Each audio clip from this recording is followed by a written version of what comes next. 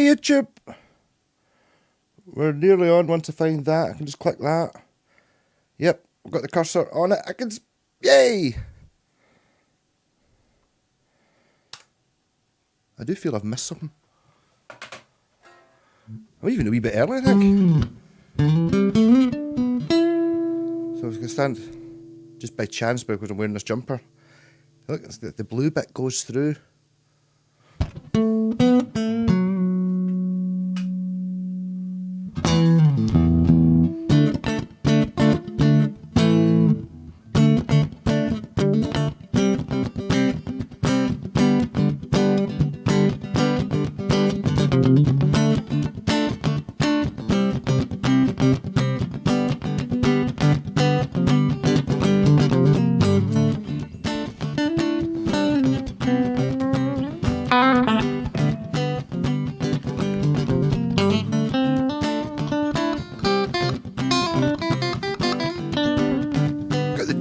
The two Victors in Victory. How's it going at Victory House? Victory 86.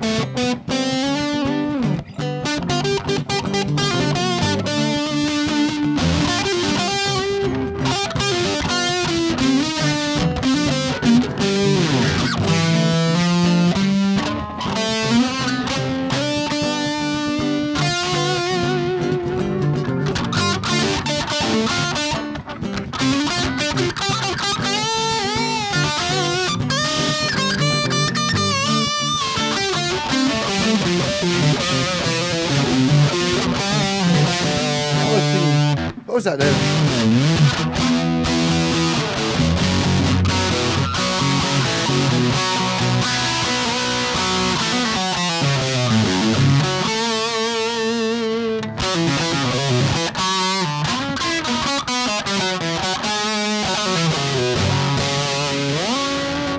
Hey everyone!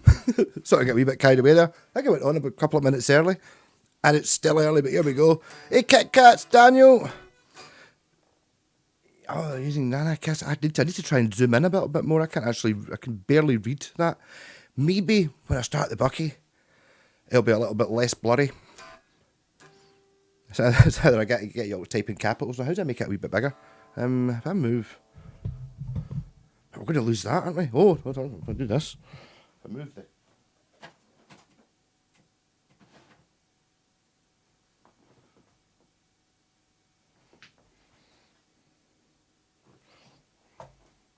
See that thing of being a mirror? That way. Then I can move this way. Yeah. And then what I can do is I can make that a little bit bigger. I did think it started a little bit too easily. If I just make that a bit wider, it means it's actually bigger so I can read it. Can I move that up? Oh. Top chat. Nope, that's... I've got to go over... Oh, see...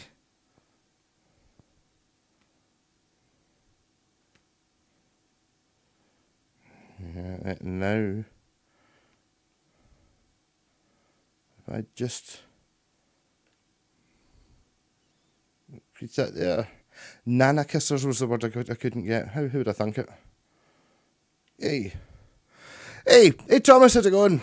There any chance you could rewire my Fender for me? I'm willing to play if you could do it for me at Big Time Top. Sorry, I don't want to do it just now. I'll contact you later, right? Hey Ben, how's it going? Yeah, I got it now, Kit Kats. I've now zoomed in, so I can now read it. It's quite good.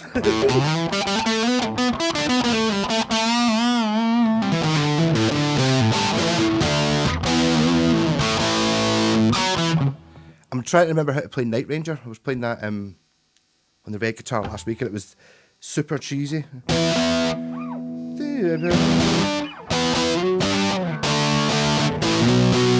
It's one of those ones I can remember all the chords roughly, and sort of, I just can't remember what the tune was like. Definitely F sharp.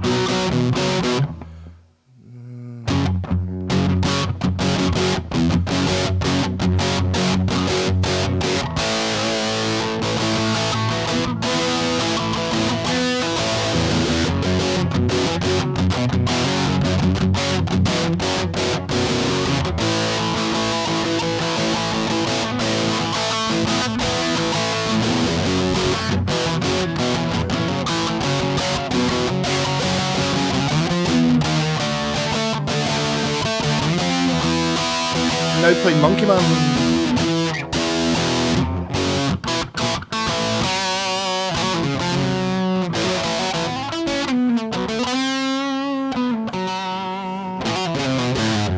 Oh, the has it got the extra volume control, the master volume control?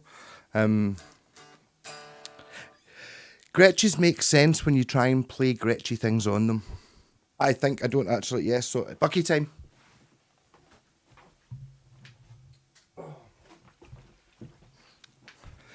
Hey Scott from Baltimore. The reason I know that name is, have you ever heard of look it up on YouTube, it's a BBC radio comedy, sort of medieval or historical drama series comedy thing called Revolting People, and it's set in Baltimore, kind of when the redcoats were kicking about and all that. It's quite funny. It's like, it's kind of, I suppose it's a bit like, it's not offensive to Americans at all. It's very much the Blazing Saddles kind of thing. That,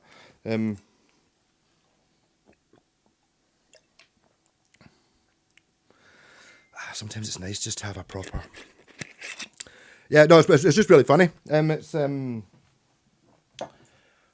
Serkis, is that the guy's name? He's a wee guy that's got no shoulders. You sometimes see him used to see him in panel shows, but it's pretty funny.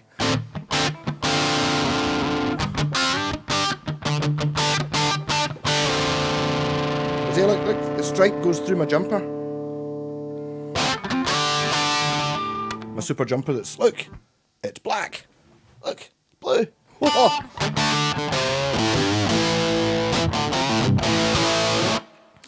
So, all quiet on the guitar front. Has anyone been naughty or fortunate?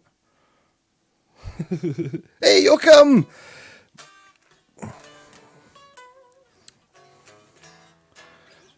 Hey, your 1984 Steve Lukather Roadster SL 1010. Did you see the Marty McFly one I had the other night? My pal bought a white one. And it's got the rail pickups in it, that 1984 RS 430, I think. It's amazing. I played it in last week's live stream, actually. I can't remember if you were in or not. I think I was drinking. I think I actually ran slightly short of booze last week. Or I didn't want to drink that Madeira and stuff. That's right. It was kind of weird. It didn't have the caffeine in it, so I felt sleepy. Cheers.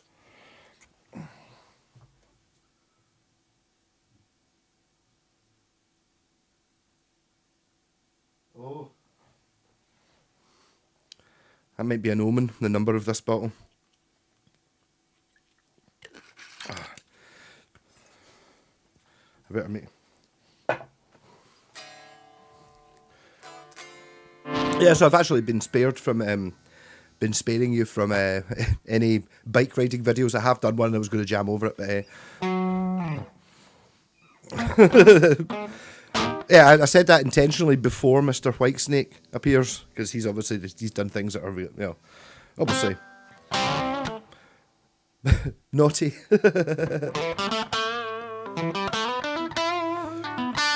It was just the one that basically the last one. If you just go to my page and just go to videos and most recent first, I think it's the first option to do that.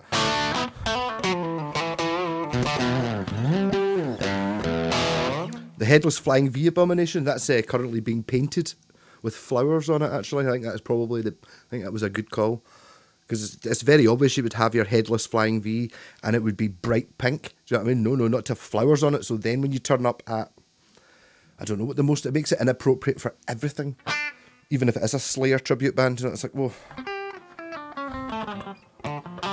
Oh, I don't know. I mean, I know the Stone Rangers said she might pop in later on. She's having to drive somewhere tonight. I'm sure she just sent a picture of a guitar she bought. Aye, the Mad Malco's secret group, which isn't really that secret. A wee Yamaha. It looks really good. That's I mean, comment of the night already. I don't think you still get the king re-crown thing, but I mean, Mr. Whitesnake, yeah, that's just perfect. Yes, it is. It's pearl white, don't you know? Well, it's actually kind of really creamy, but yeah. So it's Japanese pearl white, same as my car, and then that's actually, you can't see it, but it's actually a really dark green, although it kind of looks like it's just black, but you can see like it's like a maple veneer on it or something like that, but before it's stained black. There's another one of these. There's one that's wine red. This is a BP black pearl, and there's it might be WRP, which is wine red pearl, so it's white pearl, and then it's a sort of redder thing. I don't think it looks as good.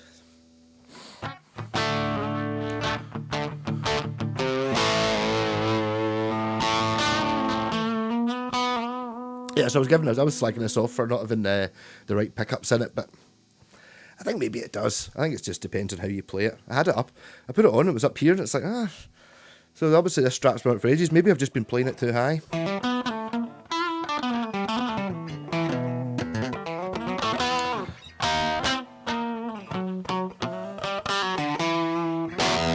Oh, Mr. Whitesnake's video on the Trooper beer was good. I have the option. I don't know if I could dig it out. If I had a Buckfaster caster, what I could do is I could try and play a Bucky caster and see if it was better after I'd been drinking Bucky when I was playing it.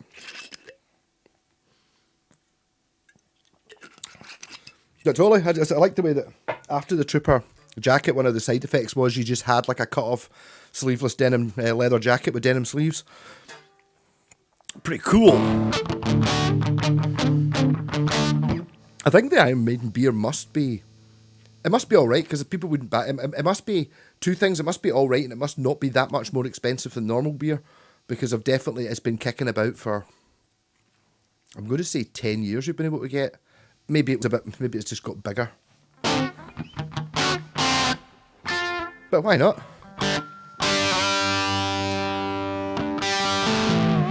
Even if it's just for the graphics on the bottle.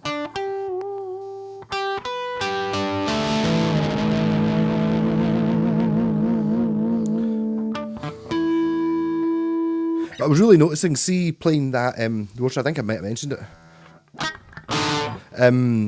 how much this is going towards what the RGs was, it's kind of commonly thought that, or if I've even said it before, it's basically the gem, but a little bit reduced in spec without some of the fancier stuff.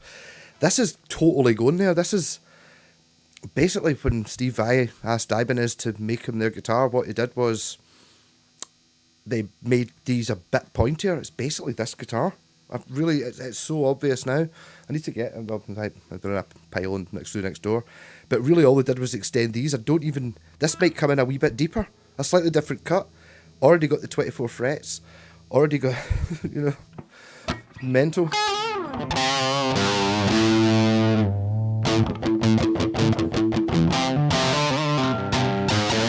Well, a busy Sundays running back home or to the pub. Well, cheers, Shane. Yes, a rarity, a 1986 RG530 BP Black Pearl.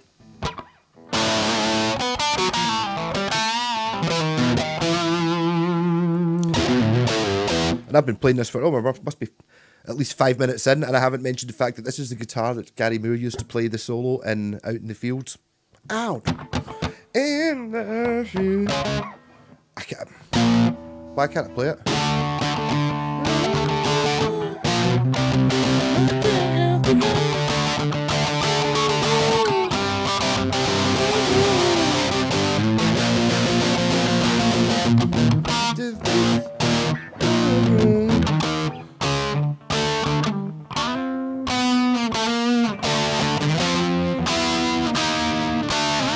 Yep, that's almost embarrassing. The beer is okay. I think it costs more. Yeah, but when I say cost more, I mean it's like if it costs like 10p more or 20p more, and it gives you a cool thing to look at.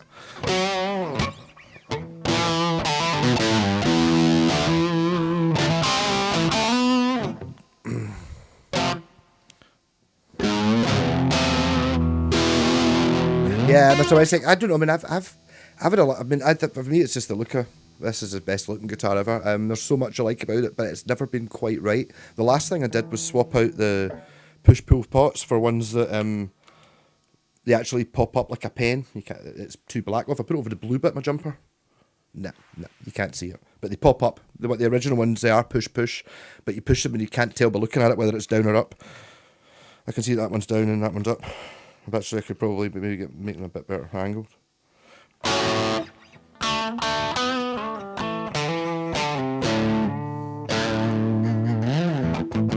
There's also, I can't remember, I wish I could remember which band it was. There's an 80s, but obviously an 80s band, and it starts off totally featured in this, and the guy's got a big, it's kind of like, it's a bad early video, is it, I can't remember what it's called, the video effects, DV something, that, and it's like got him, the guy comes in playing the lead guitarist, does this, and then it kind of fades in another video of him doing the same thing, but it's with a different Ibanez Roadster, and he's maybe got like 3 or 4, but it keeps looping infinitely. I need to try and find that.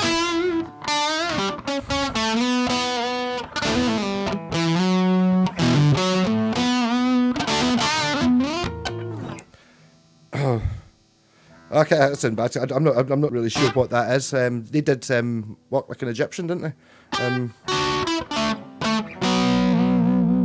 No, I think my dad seemed to remember having it. I can't remember what it was. Bad.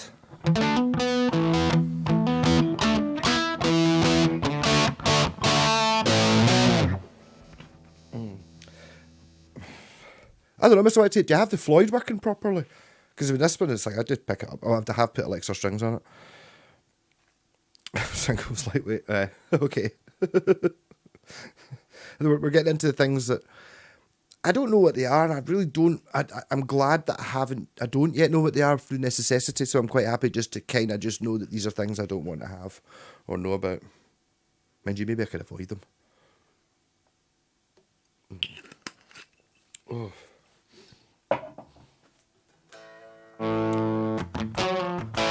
What you need to do is buy more guitars. Get some retail therapy.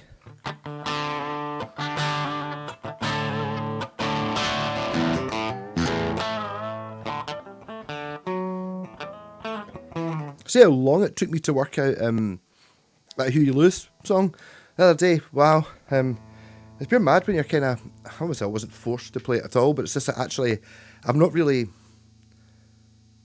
kind of like, was it like Homer Simpson, basically, like you kind of try it, and if you can't do it immediately, just give up and do something else. Yeah, I kind of had a tendency to do that with guitar, with songs.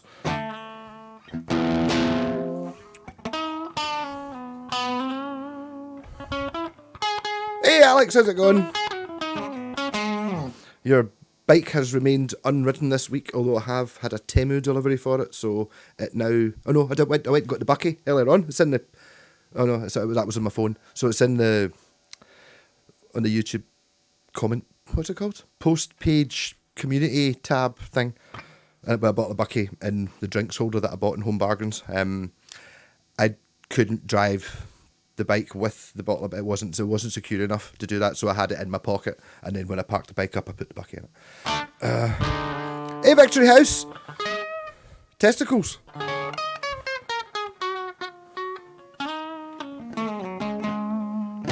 What SG is it you want, Kit Kats? I've got one that I need to get rid of. Oh, that's right, yours had been faffed about with. Well, I mean, to be fair, a Gotoff Lloyd's Rose is worth like 300 quid. I know, because I bought a... Was it that one? I bought an Ibanez Destroyer. And it came, the bit where the posts and stuff was all destroyed, and the guy had bought a Lloyd's Rose, and because it ended up going for so much more than he thought it was going for, he threw in, he's like, I've got this bridge, you'll probably get some money for it, and I got like 100 quid for the bridge, and I think I paid 80 quid for the guitar. Like, this is back in the start. What was I doing? I didn't realise it was I didn't realise it was a Destroyer. Well, I knew it was a Destroyer. I was thinking, oh, Ibanez Destroyer, that's cool. And it was in terrible condition. It was cheap, but I didn't realise it was the X-shaped one, which I'd never seen before.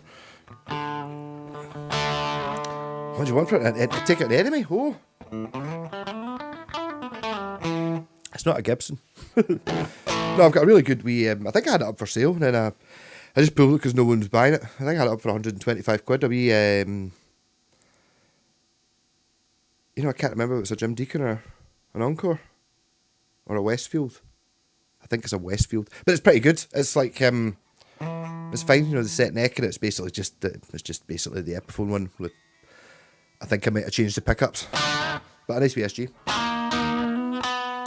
I've just thought, well, I suppose I've been playing Phil a wee bit. He's the only sort of Gibson-y type thing I've been playing for ages.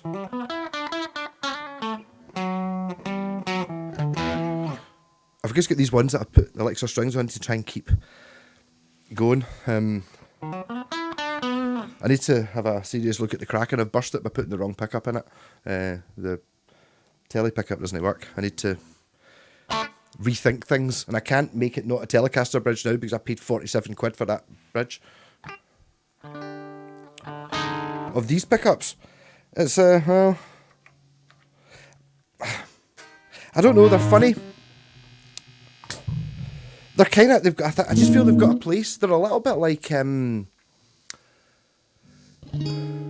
the Ibanez V7 and V8? I think maybe they're kind of a little bit in the middle for everything. If you know what I mean. They're good, they're maybe a little bit lacking in twang, even split. And with both of them on.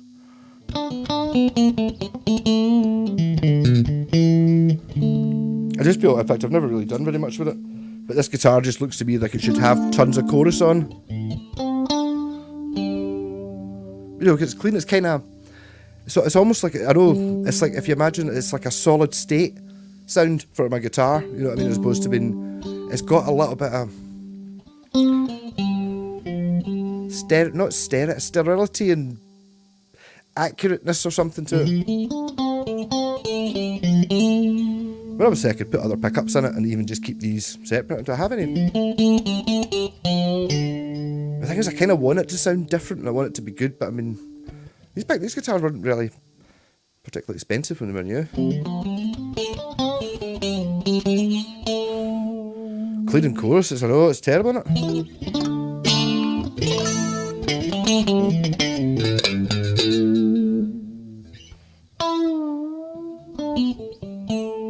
Mind you, my RG's got 3 Seymour Duncans in it. I could put a couple of them in this.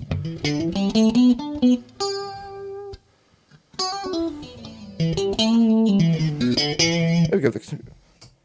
I'll go for the other Roadster, see if it's.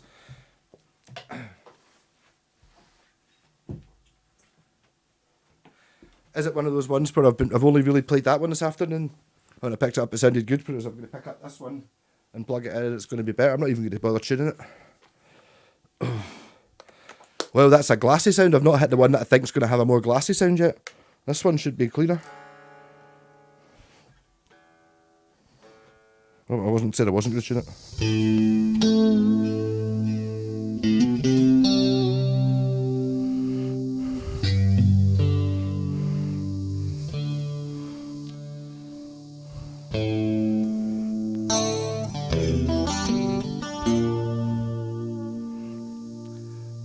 Find a clearance sale on a mobile phone, a tenner. If you get one that works, I don't know.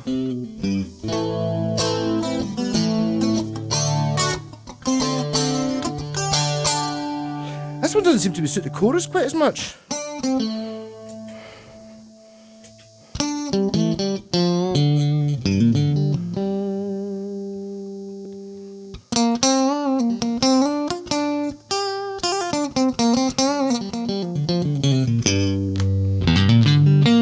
Okay.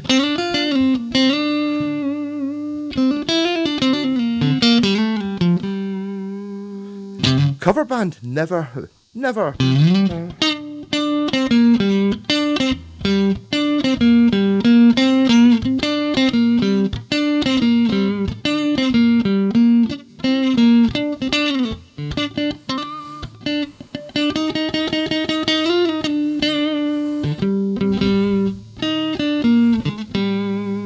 many RGs do I have?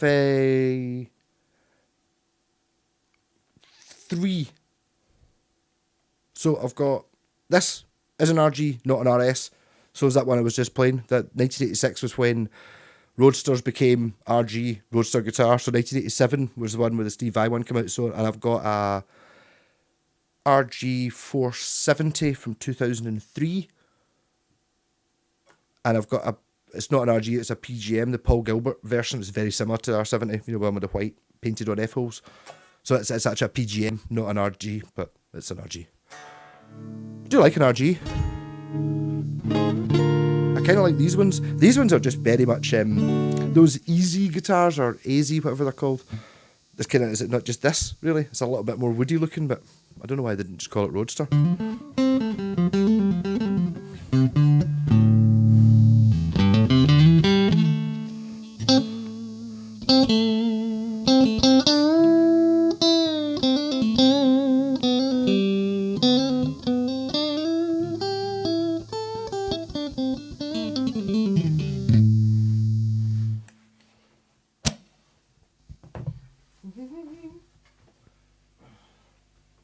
Well, I'm off screen so I can take my jumper off without showing my fat belly. Corker. The temperature went up, I had to take my jumper off.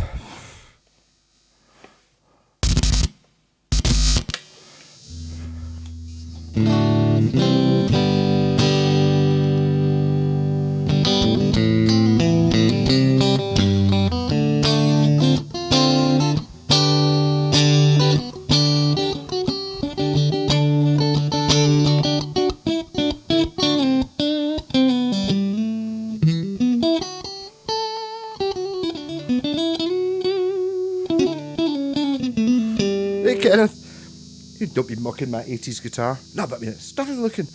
Oh. I use this thing.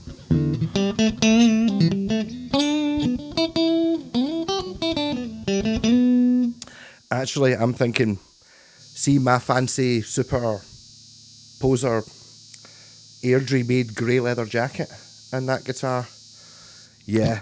Sitting on the bonnet of my matching Japanese pearl white Honda Civic with aviators on. Yeah, totally. I'm doing it.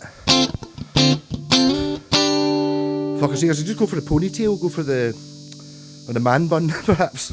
No, I'm definitely going for a more sort of 1981 chic rather than modern twit.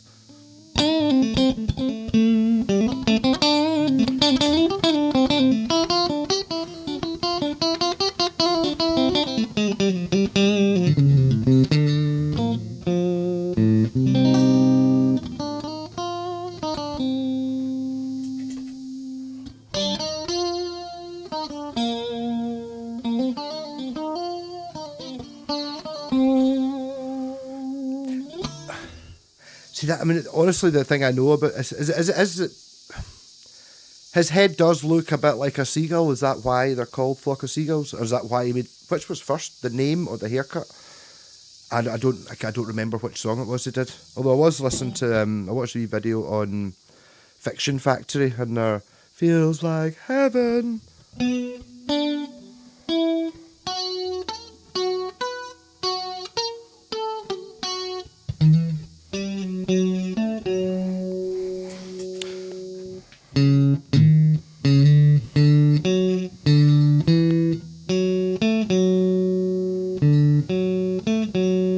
now lost the song. Feel thy heaven. Do, do, do.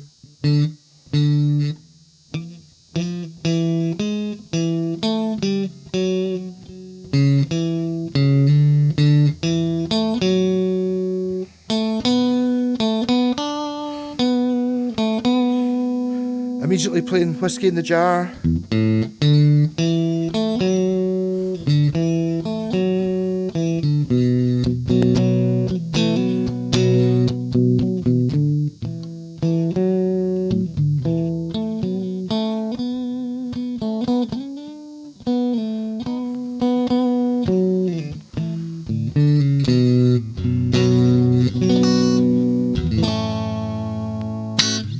Yeah, it just gets worse, doesn't it? You know what I mean? First you start playing clean, then you start using a rolling cube. Now I've got the chorus on, now I'm playing sort of jazz wanky versions of 80s hits, I don't know. We're getting on there. Did you notice I was playing you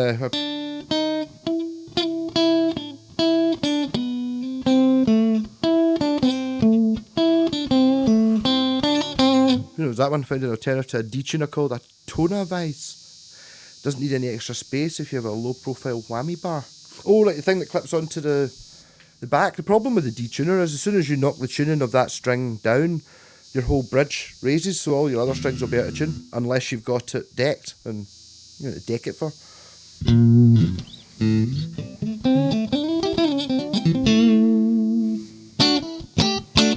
I suppose there's really no other way around it. I would just say, you just tune it, but you can't just tune it, because as soon as you tune with a D, even if that one there, if I tuned that down to a D, the whole thing's going to sink into the body and all the other strings are going to go sharp. I'd have to block it off so it was down bed only. I don't, to be honest, am I going to do it? I've never... This could be a world first. I have to drink some Bucky first. I have never, to my knowledge, intentionally ever drop-tuned a guitar, ever. Soft Flock of Seagulls in a small club in 89 sound dude had a donut with long curtains. Right, that is right. I think I might know what you're talking about. Yeah. I don't know. I'm going to commit sacrilege. I'm going to do it in this guitar as well. I'm going to tune it down to drop D. Because I don't do that. I have set up a few of my Pal T Guns guitars.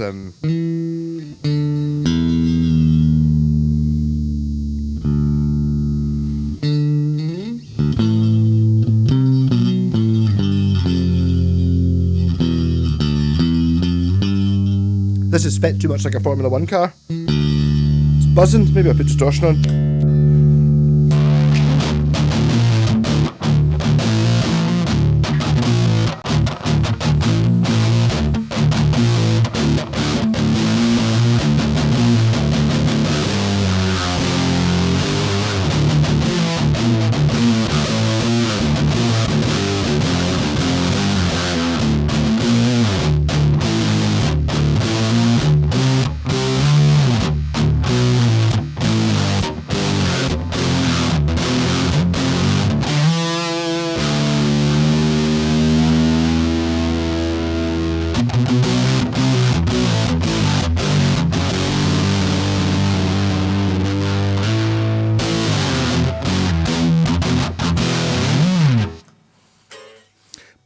Playing a cover band, I have to drop D.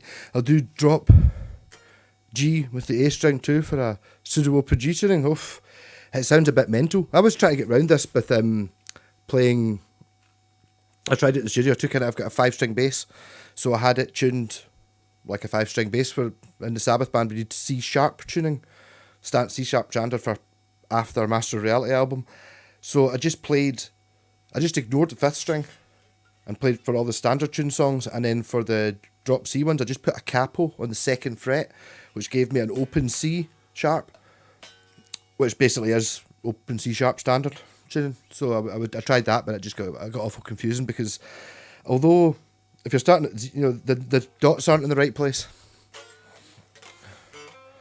Big dirty chugs, yeah, I know, but I don't like.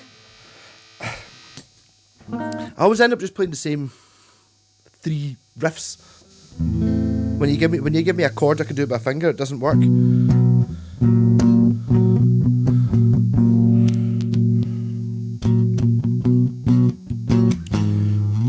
Who's Paul Reynolds, Stevie? Hey Stevie, how's it going? How's Butte?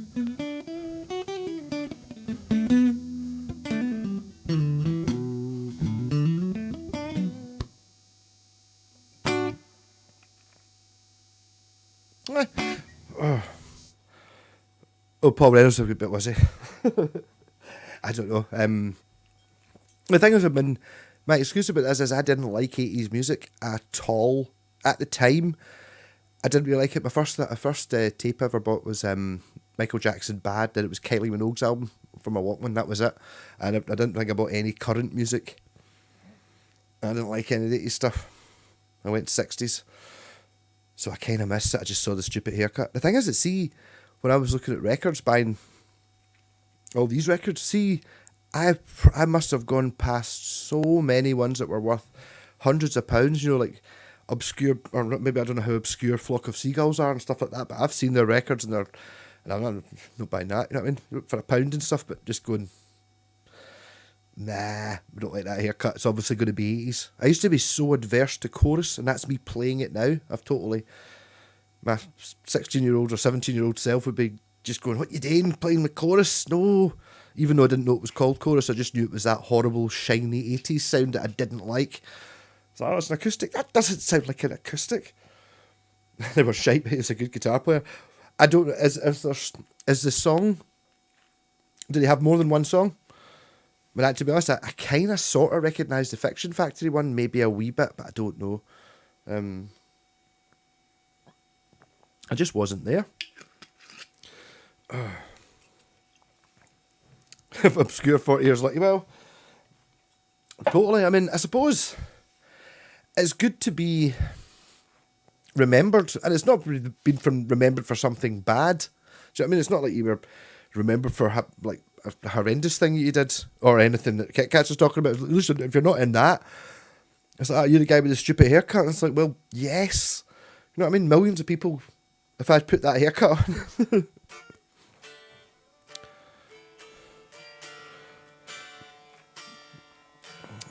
Well, yeah, I don't know, Kit Kats. I mean, how do you watch these? I mean, some of the things that are coming out are just, they're totally insane. Whether true or not, I don't know, but I mean, definitely not all of them are. What was the one I was laughing at later on? It was just like, come on. I can't even remember, but it was just like, oh man, there's better things to pick apart than that. That makes perfect sense. Oh. Kajagoogoo. I think, do I know that guy? Do I know Kajagoogoo just by the haircut? It's very spiky, almost Tina Turner, but he's quite thin. Is that Kajagoogoo? I don't know, I mean, is that... Right, did these bands, like, did they, you know, we always ask, oh, did that band write their own song, or did they get a record deal and then they were, you know, like, sort of, were these bands, was their image? Badgerhead, yes, correct. And I might be thinking of Agadoo Doo Doo. Is that Black Lace? I might be thinking of that.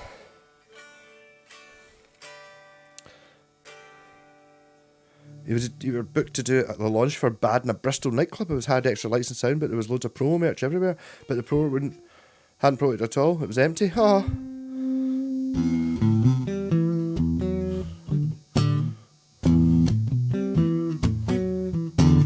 Yeah, I mean, Stevie, there were some amazing bass lines and a lot of that stuff. I really love. I mean, which I didn't get at the time. What's the song? I bought this greatest hits CD. The first song, Electricity by OMD. It's fucking amazing. I can't remember what it goes like right now, but it's fantastic.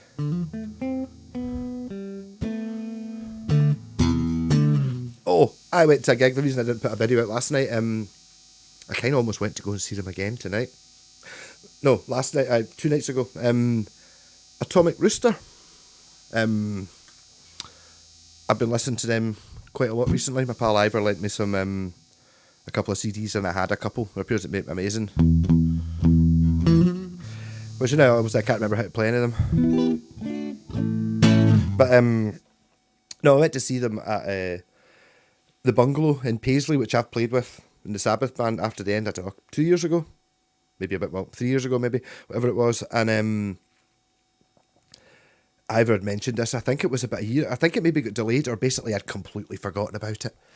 He did say get me a ticket. I did say get iTotally, and then I got a message on Friday morning at like 8 o'clock. So I'll give you I'll talk to you later on this afternoon about tonight. And it was like, what's going on tonight? The only thing I can think of. I sort of scrolled up the messages to see what the last time Ivor had talked to me. And it wasn't about anything in particular. You know, it was just about a guitar or something a couple of weeks ago. And it's like, well, it can't be something I've agreed to. It's tonight, Atomic Rooster. So we went, and it was pure amazing. They were absolutely phenomenal. Cool t-shirt. Is it you? Where'd you score it? How much? Actually, I think the first time I met Jen, or the second time I met Jen, she's like, here, I got this at a car boot sale for 50 pence. Do you want it? I was like, yep. So that's where I got it.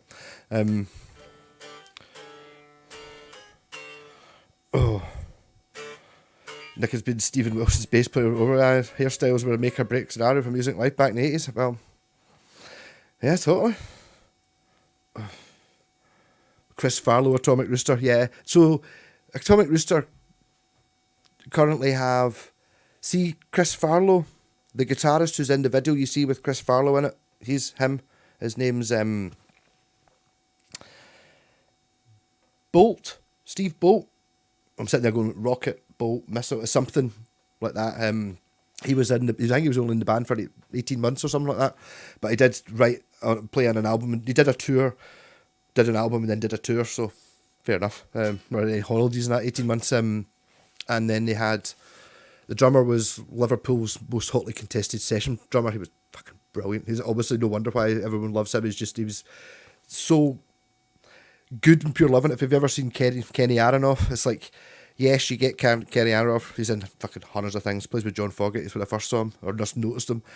And he's just like one of those folk that is just all smiles and da-da-da. And it's like, who do you want to get with the drummer? And you get Kenny Aronoff. Yes, he's an amazing drummer. That's not, not the issue here. It's like, but he's just so enthusiastic. It's like, I just remember me and my pal G watching a John Fogerty concert. And he's like, yeah, this one's called Fortunate Son. You see Kenny Aronoff. Like, yes! Oh, and it's like pure, yep, now we've got, it's like Born on the Bayou, and he's just pure, and he's just, the joy is coming out, and that's what the drummer was like. It was amazing.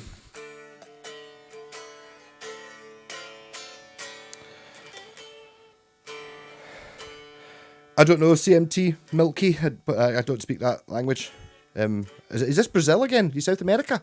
I don't know why. Is it, I wonder why my stream comes out in South America. Yeah, you had to be tough back then, yeah, totally. So you got the more girly the haircut you had, the more of a basher you were likely to be, the more fights you got in. I wouldn't surprise me if some of these haircuts were purely to get in fights, although some of them look a little bit, I don't know, hide at the back. So, still going round with the Atomic Rooster, the bass player was playing what I think was an original P-bass, not any sort of relic-y thing. I think it was the one with the single coil pickup. So that'd be a pre-55 or whatever it was, P-bass. I think that's what he was playing. I learned so much. He was so good, and he was like playing bass lines and using the thin string. It's like, whoa, when he was playing down here all the time, going, like kind of a do, and using the open A, but like frets 1 and 2 a lot. I said, I totally can't do that, because I'm scared if I go, 2, 1, oh shit, I've got to come way up here to get the next note in the scale, whereas I like to go duh, duh, duh, duh, and have, that's why I don't like being at the top of the fretboard either, in case I go duh, and it's like I just need a note higher, you know what I mean? Hey Sloaney, I was going to suggest you pulled into a dogging lay-by, right? Maybe, you probably got a good signal. I'd never really thought of that. I was a dogging changed with the internet. Obviously, it used to just be like in the darkest part of the woods. Now it's the darkest part of the woods that's high on the mountain, so you get a good signal for streaming. Right, enjoy your drive, Sloaney. Atomic Rooster vinyl's worth money. Sloaney, I had to pay £30 for a record just a couple of months ago. And I think there's a record shop in Glenrothes, in the Glenrothes town centre bit, if you're ever up that way. We're actually about just inside the same unit, like maybe I don't know, 20, 30 metres round, like inside the same centre is where I saw Richie Blackmore, Blackmore's Night.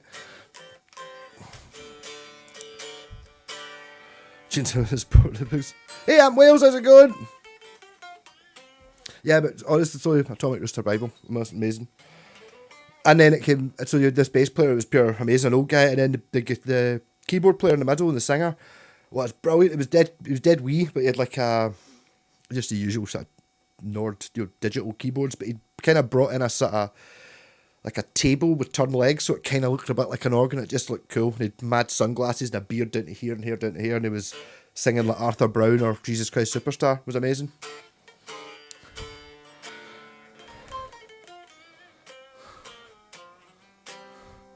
There's some steamed up car rocking. Cool, I think I'll stay on for an hour. Probably. Yeah, it's the hardcore or something, Snake. I sold Guitar One. I sold the Pantera, the Westone Pantera, just not that long ago. And do I know how to play? I don't know how to play. I did watch a couple of Pantera songs at Download 2 years ago, and I was like, here, oh, that wrong. I didn't know that was Pantera. I just can't remember which one it was. There is one riff that if I can hum it, I could play it, but I can't remember which one. I know they've got a song. I know what some of their songs are called, but I don't know. Walk. It probably is. It could be. I don't know. I'm also. I can't. No, that's what I'm saying. I can't hum it. I can't remember it. But if I could hum it, I could play it.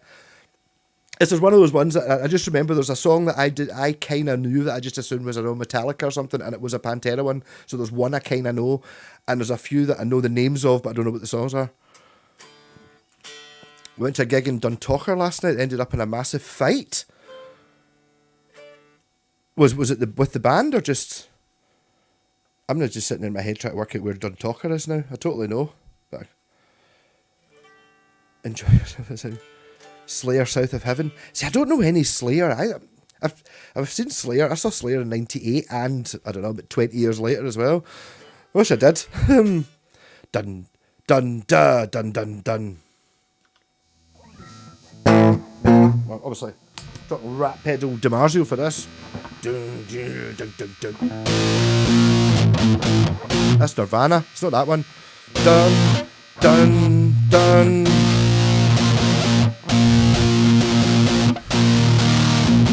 No.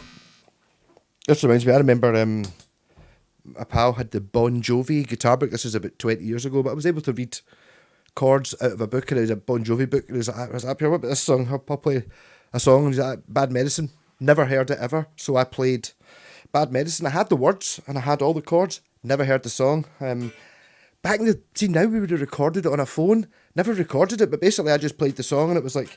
I don't know, I got to the sort of chorus, and I had no idea, I was just singing whatever I want, but I was singing it in time with the chords, and everyone was just pissing themselves. Dundalk, Clydebank, okay, yeah. I was actually looking up, I saw a program called, I don't know, you don't really want to look at it, it was actually about air, actually, so Slow and Aegis as well, you're not listening in, and it was, it's called Turd Towns. I saw it, 3 weeks ago or something. It just popped up and they were doing North Lanarkshire. The guy's not good at pronouncing things, so it's Lanarkshire. And then I watched one earlier on and it was Irvine. So they did the 8 worst turd towns. It was quite funny. Kilsyth never made it into it. Cumbernauld did. That's only a few miles over there though. That was number 1.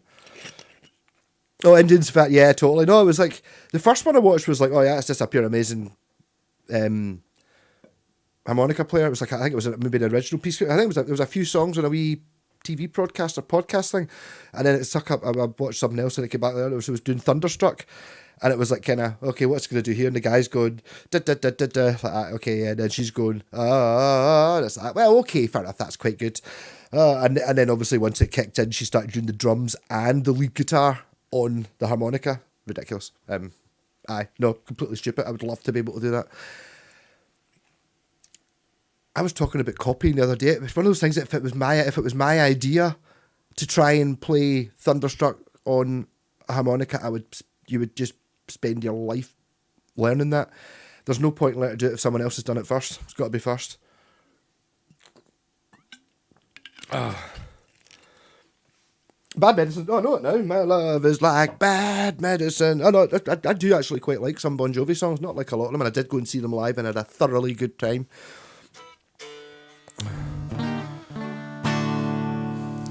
Erebus I7P, how's it going? Yes, Stevie, I was good actually. If I'd seen it was going like that, yeah, you were wrong, but the tits there. No, she's went, no. I know, it's really funny. The Thunderstruck was hilarious. Thunderstruck and Harmonica's hyperventilate. We are totally. No, the two of them are. It's so. They're Thunderstruck. I assume it's her studio. Looks as her living room. It's like obviously not much. Maybe an acoustic room. So the guy's got an acoustic, and there's a couple of comfy acoustic playing stools and a wee tiny desk and stuff like that, and they're recording it. But you can hear the breathing. It's obviously. I think it might even just be like a single mic sitting in the middle of the room type thing. Yeah, if you get too excited, you imagine exactly like him. I'm sure that's happened. I mean, that has happened to Tom and Tom and Jerry, obviously, and it's obviously happened to Daffy Duck as well at some point. I'm pretty sure. And also get the accordion down your throat, so your head, or in your arms, so you're. But definitely. No, it's like. I mean, ultimate respect to the harmonica player, where it's like, at any point, it's like, all right, what's going on? It's like, oh, I'm just, doesn't matter, doing anything. It's like, we're going to have a jam. I'm in. You know what I mean? What key? I'm in. I was like, all right. But having been able to jam on your own, or just have it, but it's one of those things, the reason, well, I suppose the piano is a little bit as well, but the reason the guitar is such a good first instrument, or it's so popular, is not just what it sounds like and stuff, it's because you can spend, there's a fair chance that after 5 minutes, if you just kind of work it out, you're going to be able to play a G, and that sounds good. Or you're going to be able to play one chord, and then after a few days, you're going to be able to play a whole Bob Dylan song that's...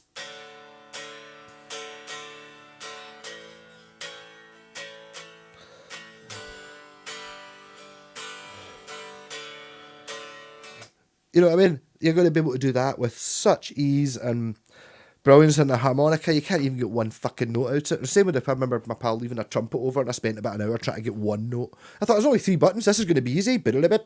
No.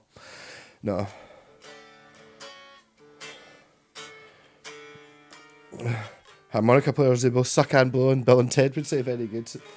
Do you know any slamming brutal death metal, blowing in the wind your third day of playing? That's it, Stevie. And then on your 4th day, you get the harmonica and just... Yeah, totally. Actually, talking about brutal death metal, as far as it goes, I've got...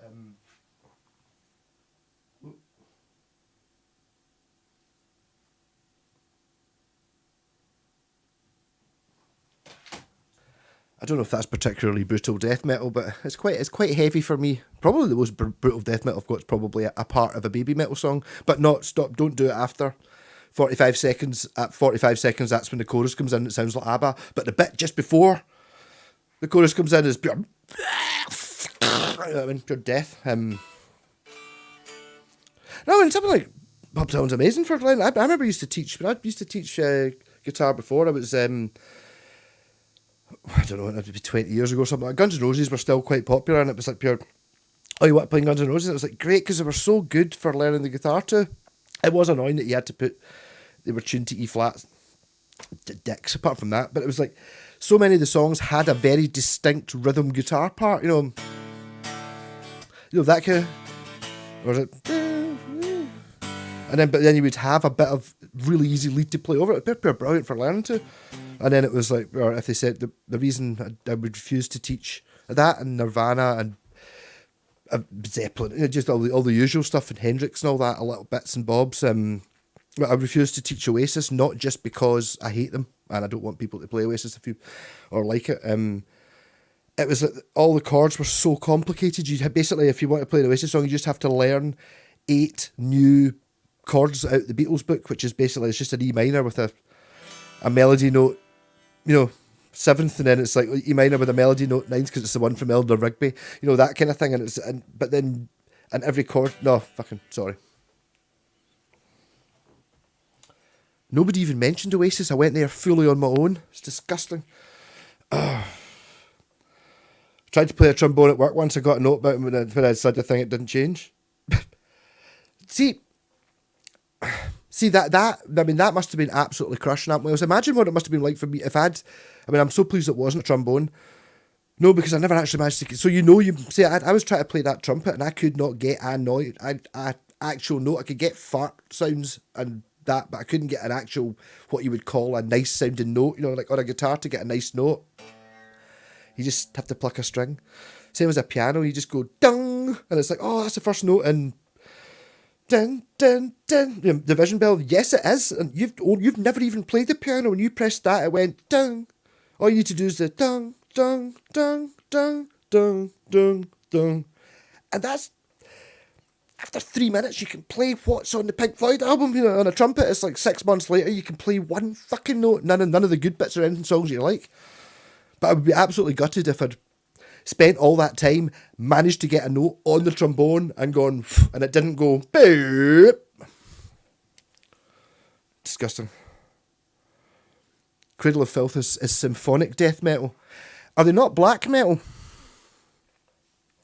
But they do definitely have symphonic. I've actually, one of those albums, there's one with the green one. It's basically the same cover as on, which just says Cradle of Filth and writing you can't read, but it's green. That one, I think it's got a DVD of them playing in an orchestra. I seem to remember they're in Berlin, and it's the keyboard player's written out all these parts for the orchestra, and they're watching them going in and recording. Obviously, they've done their backing tracks, so they're going in and they're watching the orchestra. And he's like, bad, he's pure drunk. He's like, those guys at the back aren't playing at all. It's like, I want everyone to play that bit. And it's like, no, they're the harmony or whatever it was. And he's like, I want everybody, because he was getting really annoyed about it. Quite funny. Can you do spells at Tin Spirit? I probably can, yes. I need some electronic drums that I can play laying down the tracks.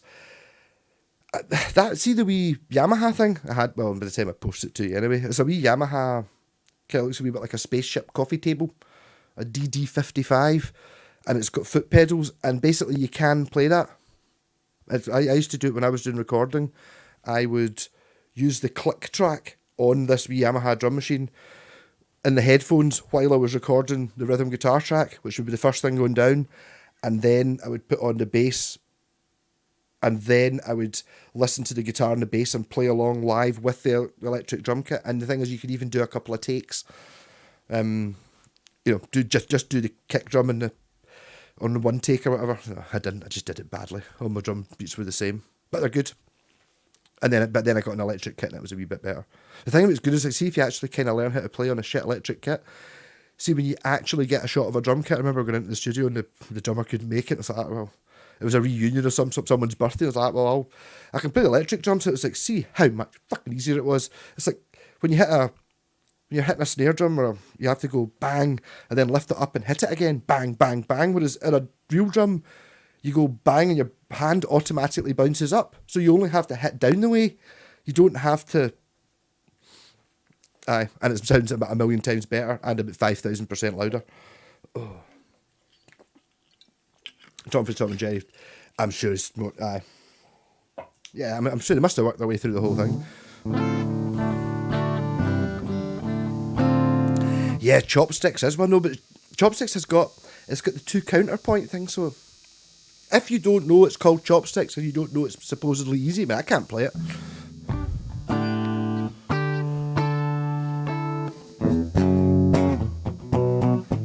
What do you want? Oh no, what?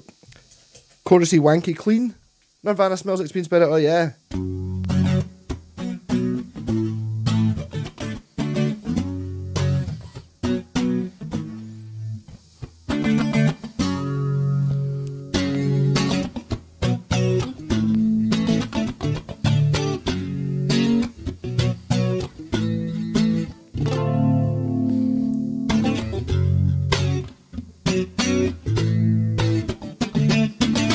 Got a wee bit heavy there. Oh, started out in the sax. Oh no. Hey, the Moles family, you got 4 stars. Smells like free jazz. Yeah. I've got a wee bit of swing. What is swinging that as well? Yeah.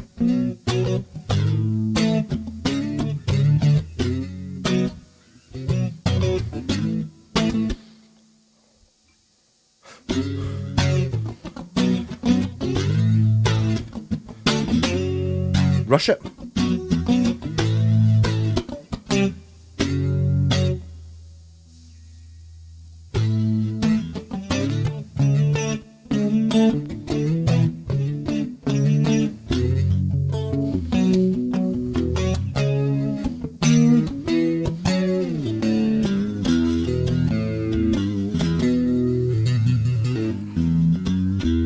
Smells like Primus. Yeah, it's just like Primus sucks. I agree, Stevie Zero.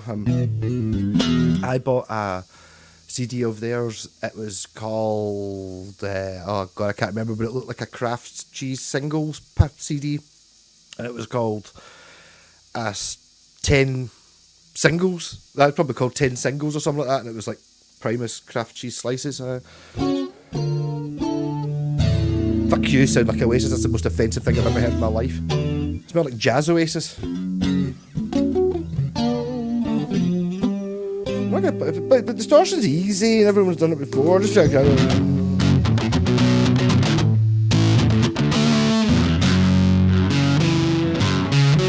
that does want the chorus.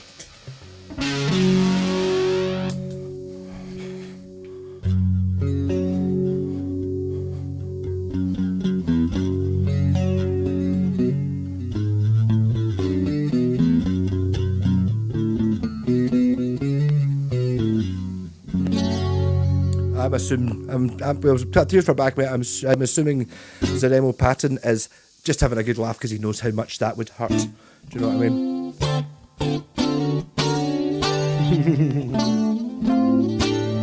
No, it's like, okay, here we go then. So, for no Gallica, we need as much distortion as you can. I've just turned the volume down to it. So basically, you've got, how am I going to do it? I've got to make it.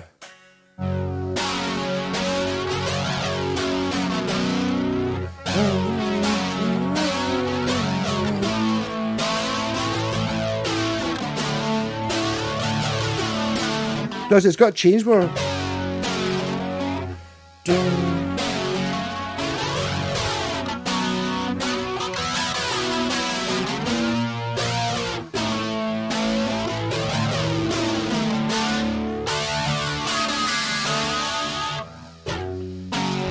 See, it's dead difficult because it's got a rhythm to it,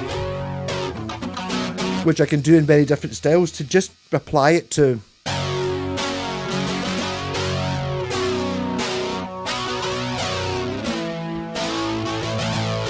I've also got too much. I can't get enough distortion either. I'm just.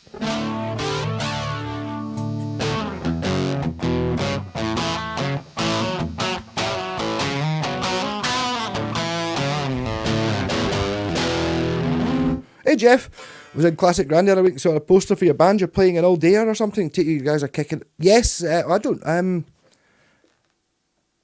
It's Black. I think it's Blackmore's Bloods night, so we won't be on before them. Well, we will be on before them. I can't remember. Is it Motor Headbanger? What's the Motor Headband called? And what's the other band at all? Because I mean, to be honest, I was talking to the Shock City promoter at the gig in the wee thing, we eating pizza. I was up here, we're playing with Blackmore's Blood, and he's like, that's not one of our gigs. I was like, I'm pretty sure it is actually. It's like, but it's up next to the other boat. I'm sure it is. I was like, no, you're no. It's like, it's like Perry's like, oh, that one, aye, oh, brilliant, aye. Motor Headache. It's so easy just to call it Motorhead. We're playing with All Right Now as well, which I still think they've not changed. I should maybe just talk to more of the band. I really think it should be All Right Now. Just NOO, that's it. You know what I mean? All Right Now. You don't need to be AW Recht, you know what I mean? But it should be All Right Now. Oh, being the Scottish version. They were all Scottish. All the ones I talked to. I didn't talk to the drummer, I don't think. In fact, I can't remember what the drummer looked like at all or anything about. Oh, that's disgusting, isn't it? I'm so sorry. Aye. We're playing with them again in Mulgai, in somebody's attic. I think it's actually it's a pub called Something Attic. It's not actually somebody's attic. It's a proper gig.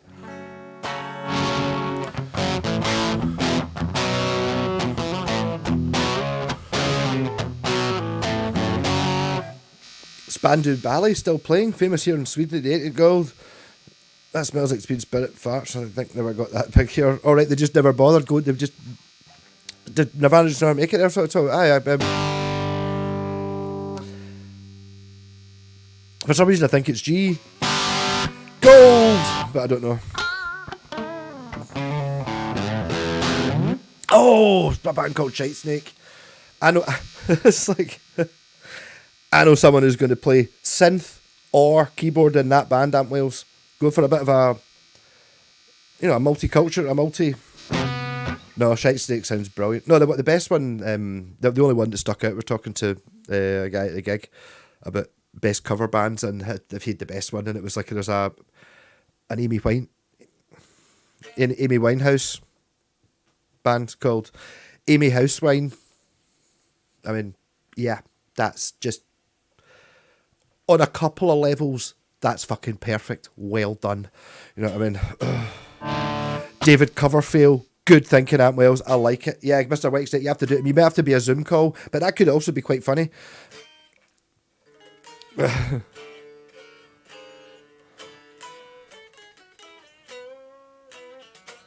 Oh, Churchill, sorry.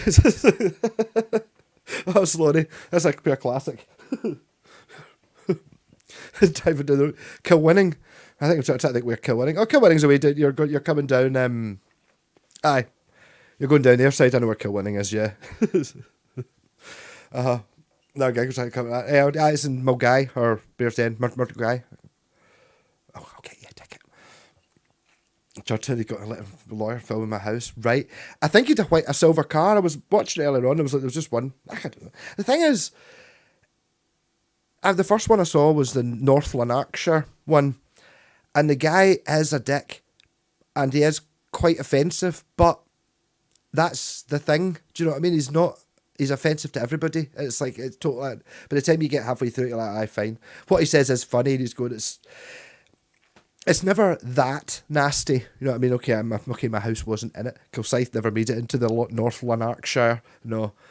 I even earlier on was looking up, somebody's going to be able to thing me and tell me where to look, but my pal was saying there's a dodgy bit with CCTV cameras. Just folk got stabbed in a street in Kilsyth and all that, and that's adamant it's up there. So I drove through it on my way home just to have a wee look, and it was all nice. It's like, it wasn't fantastic. It was all kind of nicer than here. And then I looked up. I was like, where's the worst bit? Pal was adamant it wasn't a bit behind me. It definitely wasn't up there. Definitely the other side of the town centre. So I was looking it up, and it was what's the worst street or the worst area in Kilsyth? And there was one bit where just down beside the school where there's like youths vandalising, and another problem bit which is bad parking. Lots of complaints about people parking badly. You're like, it doesn't really seem very crimey. You know what I mean? It's like that was Kilsyth crime, and it was it just had crimes for December thing. I mean, the map, I assume, came up with all the marks where it was like knife crime, drugs, and blah blah blah, and there weren't any crimes, and it was completely crime free in December. So it's nice. If you like pina colada, but you get down the road there, Sloaney. It'll be fine. I'll keep going. I've got a whole bottle. I see, I could never do that. See, I did.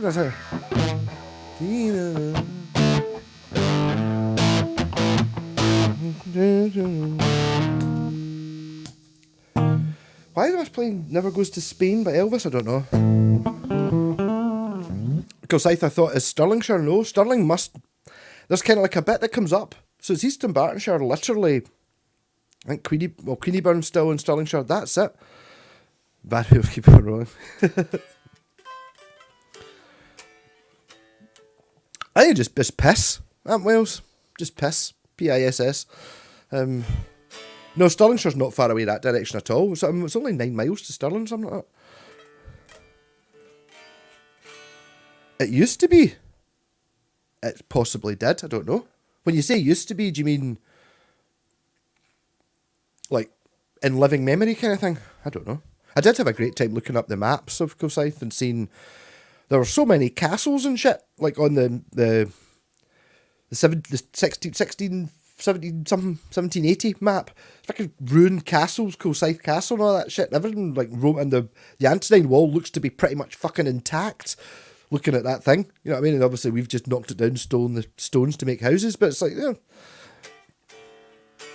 And the thing is, they knew it was the Antonine Wall as well. It was a Roman fort, and that was in 17 something. So it's like, I kind of always got the impression we weren't ever really aware the Romans were there, kind of before us. I suppose you must have seen foundations and shit, but you'd never go, oh, those are mad foundations. They go like that, aye. So someone had a house there. I didn't even really think about it.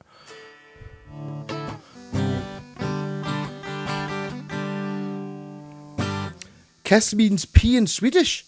That's fucking great. It could be called piss kiss. And then it would be like, for people who could speak both Swedish and English, it would just be pee pee. It's fucking set, Joachim. You have to do it. Working on a love song involving unwanted phone calls and like. But the phone keeps ringing and you can't get concentrated. Hey, Christian, cry for the Magdalena Saladorias, please. I don't know. I've never heard of him, so it would be a complete guess to what I think it sounds like. And I think it's a he. Maybe that's sexist. It could also be a girl. I don't know. So I'm going to assume it's a kind of flamenco.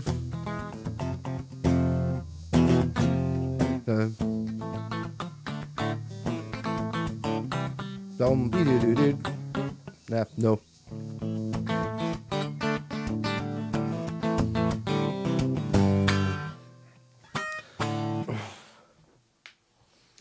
Sorry, now the Sloanie's driving again. Third towns of Britain. Sloanie's house was in it. Yeah. No, but I don't know. I think about some of these places is at least you look at somewhere like the worst place I saw, and it was in the North Lanarkshire, was a place called Plains, which I've been to. It's just really plain. It's really well named. Historically part of Stirlingshire, now North Lanarkshire, previously Dumbartonshire. I think it's been passed about. Just googled it. Wow. I can see. It does seem a bit weird that East Dumbartonshire still. Dumbarton's fucking miles away from here. Ugh. And there was do you notice the Battle of Kilsyth, 1645. Oh, PP reunion tour. Bring your diapers. Fantastic. Yes. Kiss piss kiss PP tour. Yep. Slowly's on the road again, wearing different clothes again. Yes. There's your song.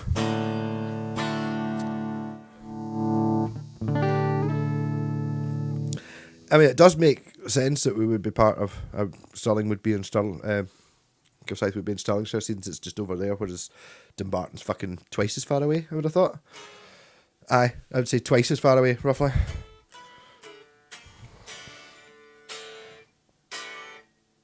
So, I mean, is all the people in the chat here, nobody's bought a new guitar in the last... Oh, sorry, Amp Wales wasn't in. What was the one you bought then? I was just at the last earlier on, but it was Pro Eco if anyone had bought in. Oh, what are the chances of me being able to wing this?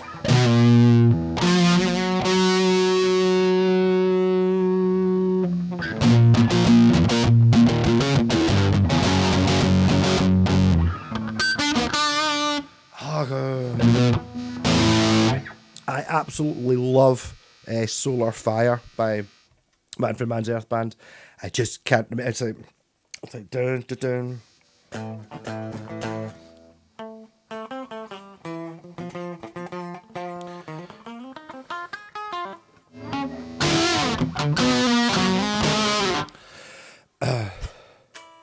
They come out the hobby. That's a mental looking thing. Do those pickups work? Were those pickups actually something else? As in, the magnets are from Soviet TV sets. It kind of has that look of, what can we get that looks like a magnet? It's a big magnet. Oh, so there's magnets in, I don't know, there's magnets in radar equipment. There's magnets in tanks. There's magnets in, you know what I mean? It's like, right, televisions, right? Let's see if we can source some. Yeah, look mental. Car's still running, amazing. Touch solid burl walnut wood, so it's even more better. But yeah, no, the car is fucking brilliant. My Japan. There's going to be a picture, and I'm definitely going to the picture. I'll just put it up without with no comments, with no title, and it'll just be me sitting there. I'll be wearing. You can even see them. Got a new pair of shoes. Proper Nike white. So I've got white Nike basketball boots. Oh, just jeans, and then my Airdrie grey Michael Jackson jacket, and then that pair of white Ibanez sitting on the bonnet of my pair of white Honda with aviator shades on, with what would I have in the background? A castle, the Forth Road Bridge, something like that. Going to happen. But yeah, that was amazing. It's Jeffy, but an orange Super Crush. I honestly, what was the one Jen had? It wasn't as big as 100. That's fucking huge. But the Super Crush, it does sound like a fucking orange. It does sound this. It's noticeably. I'd never played. It's because it's. I don't know. Does it have a valve in it? It's not all valve the way. It's maybe get a valve preamp, but it's got a very similar EQ curve. A similar transparency.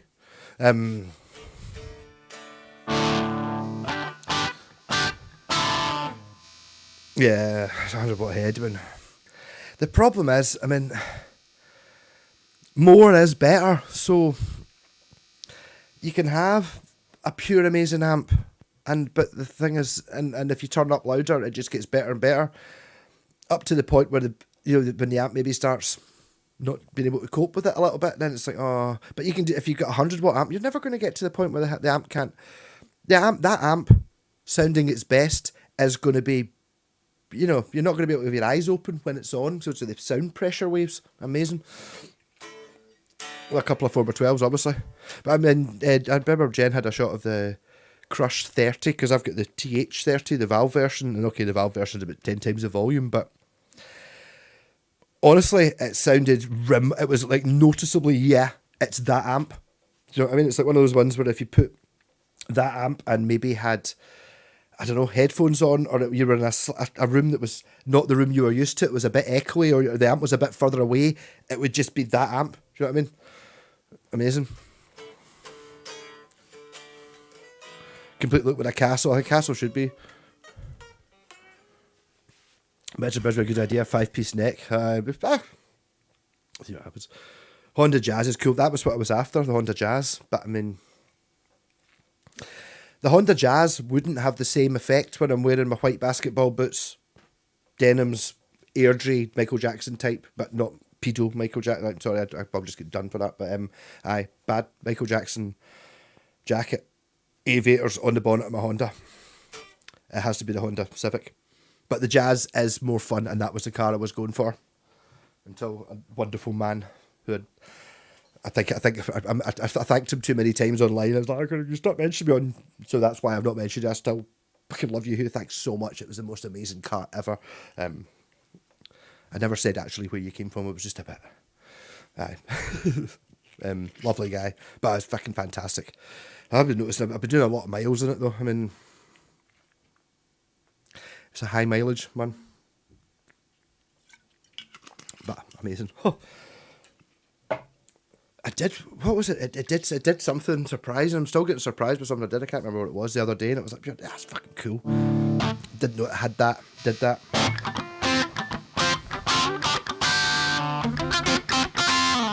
Those Voxes are brilliant. Look like Adrian Smith. Really? I've never heard that before. Been told I look like Neil like the Young Ones. Was Adrian not blonde? Well, I was going to say, have I got an Adrian Smith guitar, but there's a white Strat there. That's quite close. I've also got an Ibanez Destroyer, which is quite close.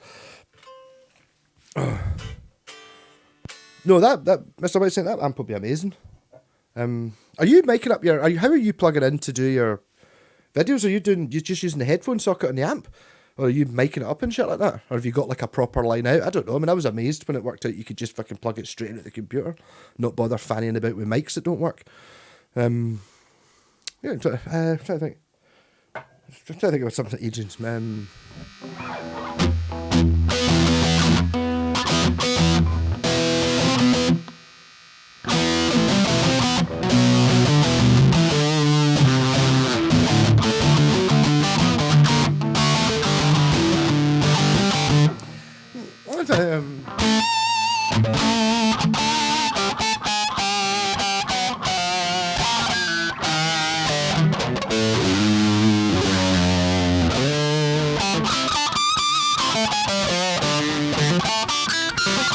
Actually, Adrian Smith has one of J-Pac's scratch plates. That's oh, you can't see it because it's up there. You can see that one.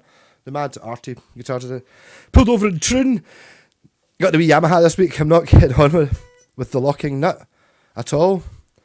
If you want a Castro shot, there's a one across the street from my house. Right, okay, I now know where you live. Right, that's but I mean, he's obviously your man was playing when he was taking shots. We obviously put the castle, so he's putting the nice bits in. Yeah, but I mean, you don't need locking nuts. Fuck it. Just don't tighten them up. In saying that, I did see when you set it up properly. I was playing the 530 Lena. I don't name my guitars, but I named that one Lena, because I bought it off Lena, who was the bass player, or is the bass player. She's if you look her up, she's hot and super scary, or super hot, but she was absolutely lovely on the phone. I bought it off eBay, and it was like I paid so little for it. I didn't know what it was. I just thought it was cool as fuck, and it was sitting on a wall against our wallpaper, which was like white with black flowers on it, and it just up here. I'm having that guitar. My God, what's that? And it's up here. It's an Ibanez. Oh, Ibanez are good. That's great. This is before I didn't even know it was Japanese or what model it was or give a shit about it. Just look at it. I ended up doing a deal outside of eBay for. She's the bass player in My Dying Bride, and she's sponsored by Warwick. So I was happy after I talked to her. I was like, she was lovely. I think I talked to her on the phone as well. That's how long ago it was. We did a deal where she took it off eBay and I paid it. You know, I got it really cheap. It was like, as long as it was bastards eBay, and she's like, totally, I get you. I think it was quite a lot. It was a good conversation. But she was lovely. Yes. So the guitar is named Lena after you, Lena. Should probably put a photo of that in the guitar collection site. New setup, old gear, digital camera with Rode video mic. I don't know what Rhodes. I don't know what video mics are. Aye. Also, you're not mixing. You're just doing. It's so difficult. It seems to be so. I noticed that when I was messing about with that that acoustic, the wee Encore with the plugging it in thing, and actually see, because I was trying the headphones to see if the plug worked, and it was like, actually it sounded pretty good just like that. You really don't.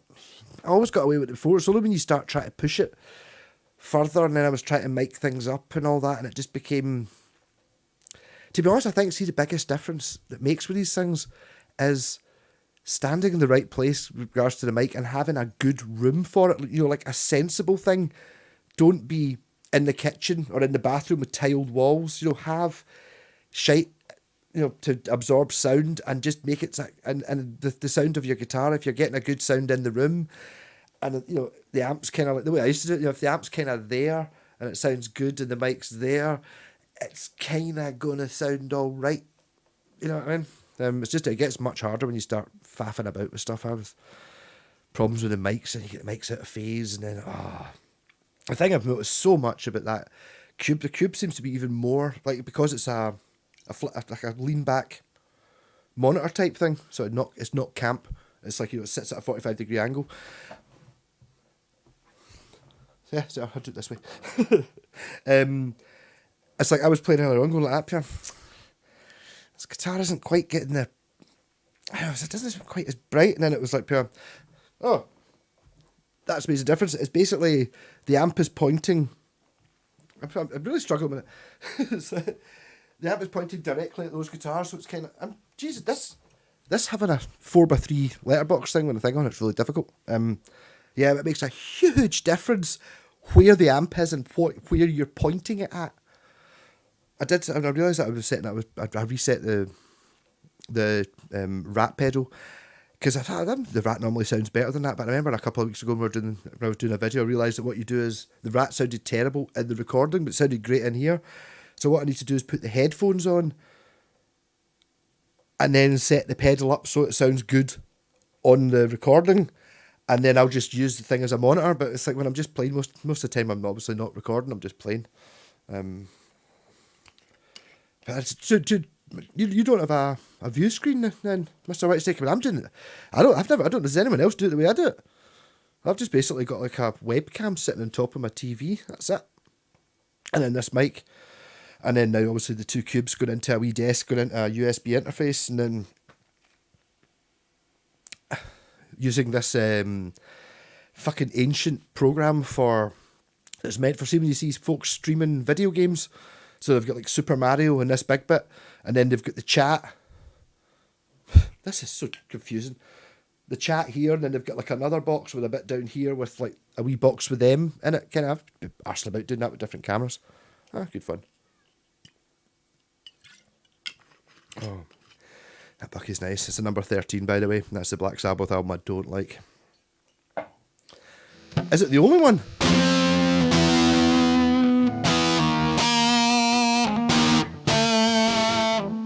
This guitar's so controllable. I wish it wasn't that buzz though. Right, it's not here.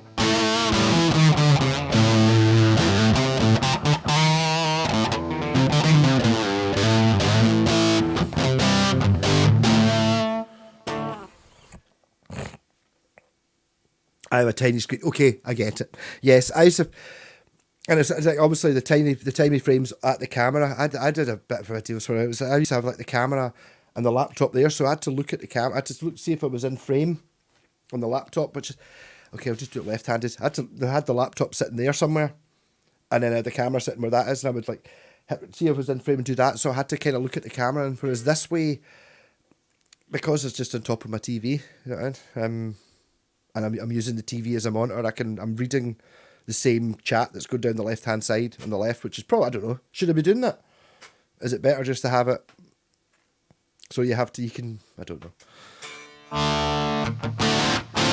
It's just learning. Hold on, another idea for a type of video to do next week as well. I can't remember what it was. It's different though. It's pretty stupid.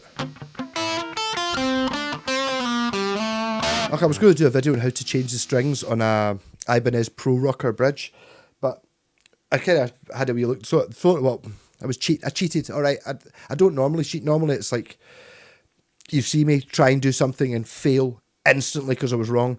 But this one I was like, I couldn't be bothered to I'll just see. How does he do it? You know, just slacken the string just like that, and you just undo one screw and pull out like what's like an acoustic bridge pin, and it's like, that was it. I was kind of expected to be a bit more of a, how'd you do this? Do you adjust this? It's like, no. And you got to make sure you get the Floyd Rose, which is better, and you got to make sure you don't lose the wee stupid metal block that things out. You've got to cut the ball ends off. No, you don't have to do any of that shit with that Ibanez one. It's super effective. It's easier than an acoustic. Because even an acoustic, when you put in the bridge pin, you have to kind of bend the string, and you've got to kind of get the string to go, the ball end to go down through the hole, and then you put the bridge pin in, and you're kind of. And I was never really that impressed with that system. Whereas this one, you've got a fucking screw running right through that bridge pin, so you put the string in, it goes down, it goes back into a wee space specifically for the ball end, and then you screw the bridge pin in with about 4 turns on a wee screw on the top. It's fucking brilliant. Oh. Yeah, I got a hand pump almost immediately for the a Temu job for £2. And yes, and it has stayed entirely pumped up from when the day after you gave me the bike. They have stayed inflated. I think the thing is, it's like the whole thing with the bike. It was mad. I was totally set for. I'm going to try and spend. I'm going to just get a bike for £30 that works. That's it. That's all I want. And it's really only just for if I'm going over at my pals playing poker in Lenzie or Kirky, I can drive back. That's it. But I've now started actually enjoying it and using it a little bit, and go and get my car after MOT. I'm actually quite enjoying it. It's happy, but you can spend it. But the thing is, if I go and buy new tyres, because the back tyres are a bit balls, it's like just buy. If you're going to change one, you change two. So it's like 25, 30 quid. That's which is what I was willing to spend on the bike anyway. But what happens if I get bored with it? I don't know. I'll work it out. I did buy. I now know that I got up to 16 miles an hour because I bought a cycle computer. Accidentally bought 2 front headlights, 1 rear light. I can't remember what else did I get. Whatever, I managed to get it up to 15 quid. I bought another fuzz pedal. As you do. Yes. No, I'm fucking loving it. But I quite fancy more road going tyres, I think, rather than the sort of the super knobblies, because they seem to be a bit. I'm not going in any mud.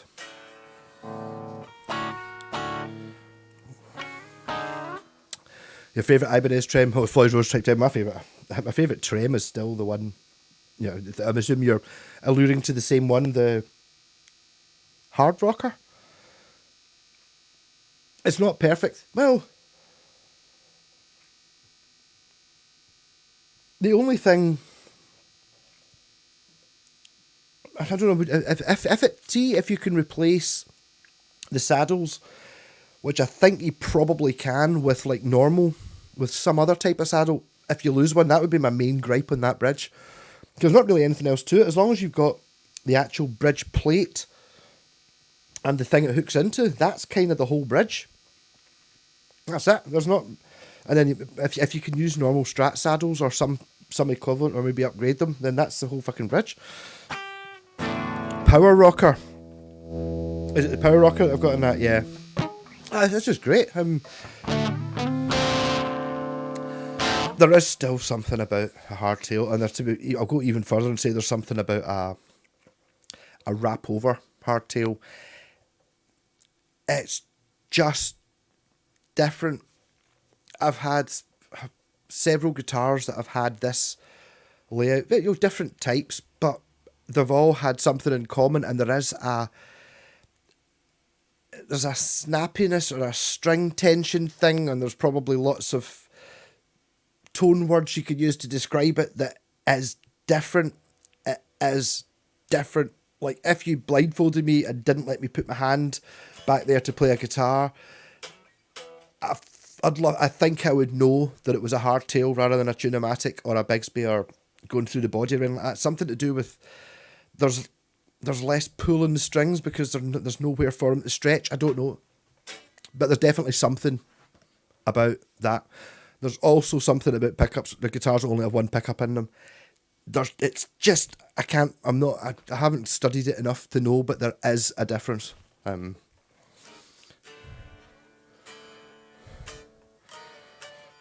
to buy a Gibson MK35 or an Epiphone Masterbuilt Deluxe. Hey, 54 Chaos, how's it going? I was using your very wire, that reel of wire you've got still going, the black one. The white wire was slightly too thick. I've still got that still in the cupboard, but I still use that. Oh, great.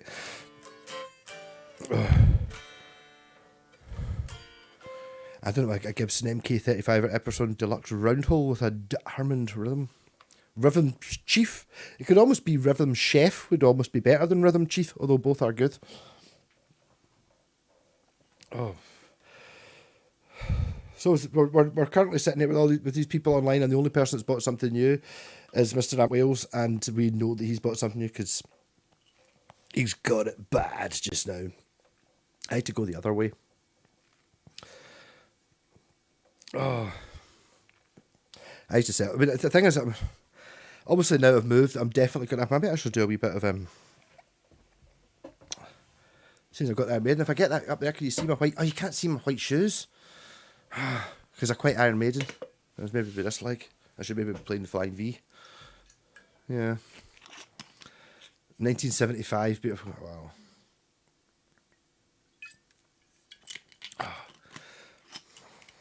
I don't know. I mean, I've got a few acoustics. The thing is, it's like, okay, this might be an awful lot more than that. You're talking about, you know, over £1,000, yeah, 1,500 quid, whatever it is, £2,000 on an acoustic guitar. I don't play acoustic enough to have a £2,000 acoustic guitar. I don't. Or a £1,000 acoustic guitar. I don't play it enough. It'd be wasted on me. Blah blah blah. Do I have £1,000 worth of acoustic guitars? Yeah.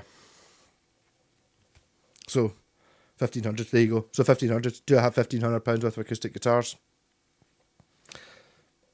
Probably. Well. Aye. So why don't I just have one really good one? And the thing is that if I had the lovely 1975 MK35 beautiful Gibson acoustic for 1,500 quid, I don't think I would play it. I think I would play it exactly the same amount of time that I don't play any of the other ones. And I'll be totally honest, in the last, when the acoustic guitar I have played most ever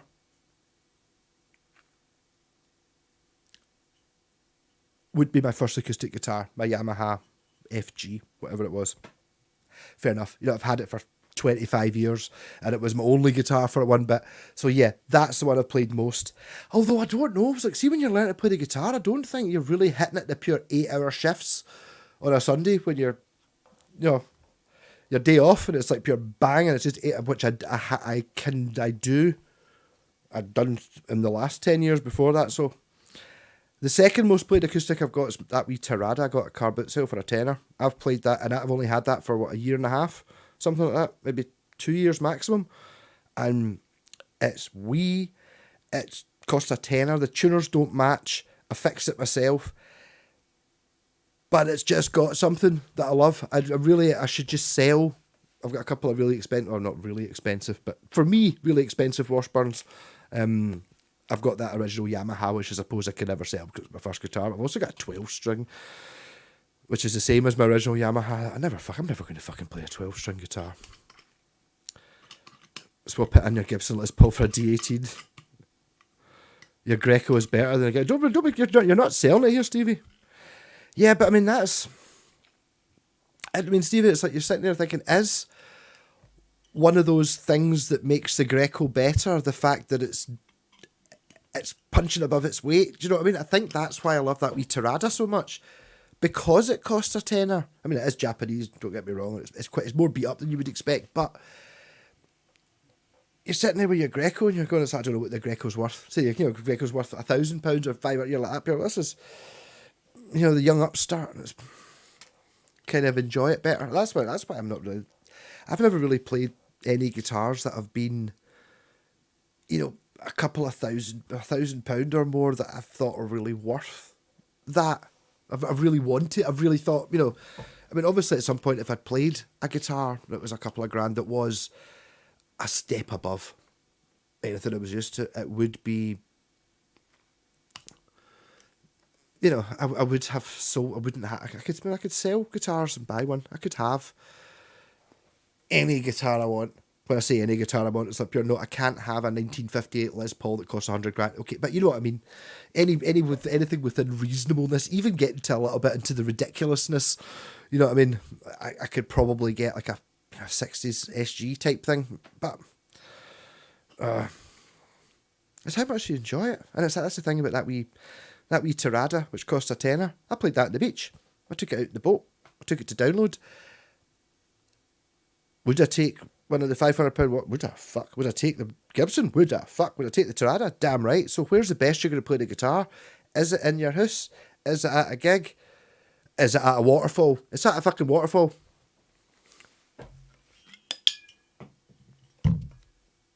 Yeah, so a PV Orange Country Chopper Special. I think TV Chopper returning made a couple of custom guitars, crazy shark fin batwing design. I think I've seen that. It's ringing a bell. The crazy shark fin batwing design isn't really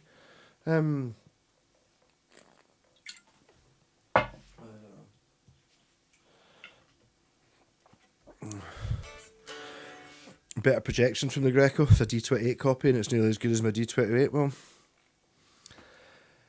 no, the Greco costs you 400, but you know, and it's like you're sitting there and it's like it's not a case of, oh, you know, the Greco's 90% is good. You're talking about going, it's a fucking quarter of the price or a fifth of the price, and it's better. And also, I mean, you wonder what sort of life. I mean, what life does. I mean, the Greco will not have been a cheap guitar. It will have been expensive, but it won't have been as expensive as the Gibson. So who would have bought the Greco? And the person who would have bought the Greco is someone who wanted to play it, not somebody who wanted a Gibson guitar. Do you know? You know, okay. Sorry if anyone's offended, but you know what I mean. I buy a bit to that. I'll buy a guitar. I bought that Ibanez because it said Ibanez. You know, it's like I get it, but whoever it was owned that. Probably went to the shop and chose that one because it was the best guitar in the shop, and then it probably got an awful lot more played, and an awful lot more played loud and more love and all that. So I mean, what sort of life has it had? Whereas has the D28 has the D28 been? It was a really expensive guitar, so it's been pampered and looked after, and it's never really been battered. You know, he's never had folk playing Coming Into Los Angeles and ABBA songs at it at parties. You know, you can't do that. So it's never been properly used. You know, it's like having a Ferrari. You know, it's like, what does it do? 200 miles an hour, theoretically. Oh, don't take it above 60, ever. You know what I mean? It's like, well, it's not good for it. I'd say that I don't have a Greco. There was one I thought was going to be the Greco for me. It's basically the same shape as Phil. So it's kind of almost PRS-y. It was white with black hardware. Yeah, well, you just find your guitar. Just get the right one. And ultimately it comes down to how often you play it. HP Edit Z13. That sounds like a model computer. Can you play King for a Day by chance? Well, the answer to that is I just don't know, because I've never heard the song. I've never heard of King for. I've never heard of Chance. So, possibly.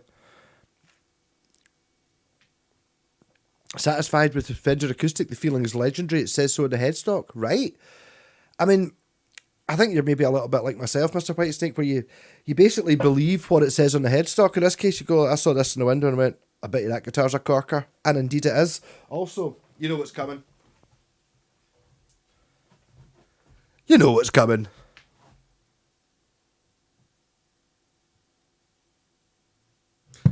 Yep, and I couldn't hold it strong enough, but it basically says, in below where it says Ibanez Roadster 2 Series, it says, the ultimate expression of craftsmanship.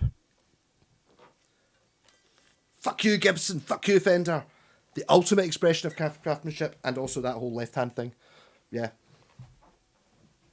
I have to admit, I nearly bought a guitar earlier on today when we were talking about it. Was on Facebook Marketplace. It was a Strat. Just a black Strat. Top half, this bit, Strat. This horn, like a telly. But everything else just looked like a Strat. So it's only 50 quid. In fact, I went, Sloaney, don't stop listening. I'm pretty sure it was down in the Shire somewhere. But it was had a slightly pointy-ish, quite Fendery but quite pointy-ish headstock, and it was a font text, the same text as Fender, and it was a Famdi. It's up here. It's kind of like the whole thing about Phil. The thing is, as well, as you look at it and it's just a Strat, but it's so wrong, and it's like, what is it that's wrong? You look at it and it's about 10 seconds later, you go, it's a fucking telly bottom horn. It's not, it's just wrong. Somebody buy that so I don't have to. If it had been any other, if it had been white, I would have bought it, let's be honest. Yeah, have a look at, somebody buy that. Everyone watching, did anyone not take it? None of you bought the Roadster that was on eBay last week? When did it end? Friday was the Marty McFly one. What did it go for? I think it went for under 300, but I think there was somebody's done very well on that, because the guy said there was bits missing from the bridge, and I looked at it, and the bits that were missing from the bridge were a pop-in tremolo arm, and I know from the other one it's the same pop-in tremolo arm that modern RGs take, and the clamp behind his headstock was completely missing. But the actual bridge had all the saddles, all the fine tune. It might have been missing the fine tuners, but even then, it went for under 300 quid. And just going, obviously it will be the same as my pal David's one. It was amazing.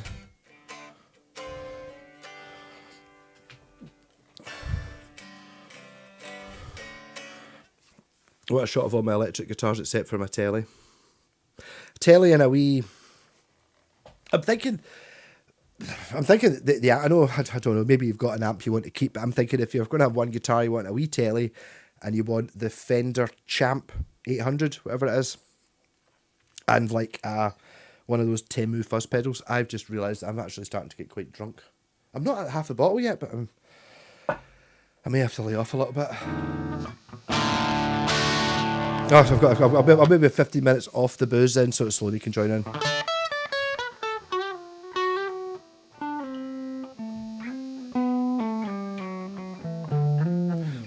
Would you in the basic? I mean, the thing is that it's credible. I think you're talking about your credibility here, Jeff, and it's like you know that what one of the people in the Bay City Rollers is called, what his name is. I'll have to look that up though. I wonder, was that before or after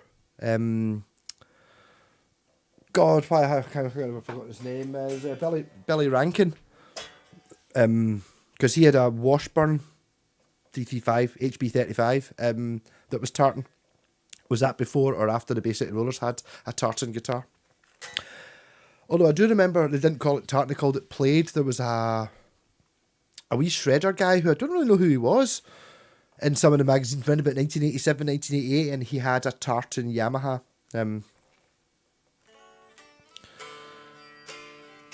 Bay City Roller guys were good players. I don't know. I do actually have a Bay City Rollers album. It's got like, I think it's like a pop-up book or something like that. I don't know if I've ever listened to it. And my sole reason for believing they didn't do Crazy Horses, that's the Osmonds in it. But I mean, whole reason I think it is good is in So I Married an Axe Murderer, the Mike Myers film. There's a bit where he's playing his dad, who's got I think his dad is Scottish, so I bet it's him. So he's good. He's quite good at the Glasgow accent, or not accent. That wasn't a Glasgow accent. The Heed, Piper Doon, all that crap. It's fucking hilarious. But there's a bit where he's going, it's like, but the Bay City Rollers is like, I can't remember the tune, but I sure it was good. Pat McGlynn, never heard it called that before. Pat McGroin joke, yeah. I think I started watching a thing about them one time, and it was like, I didn't watch it because it was like, I'm really interested. You know, it's a Scottish band, how they made it. No, I'm really interested. I think they've got a couple of good songs. And it was all about that mad. They had a mad, horrible person. I don't want to get demonetized. I don't think I monetized anyway, but a wronging involved quite heavily, sort of in the super creepy. Mind you, look at Epstein with the Beatles. Maybe he was lucky he died rather than before he got super creepy. I don't know. Cat and a Dog. Cat and a Dog.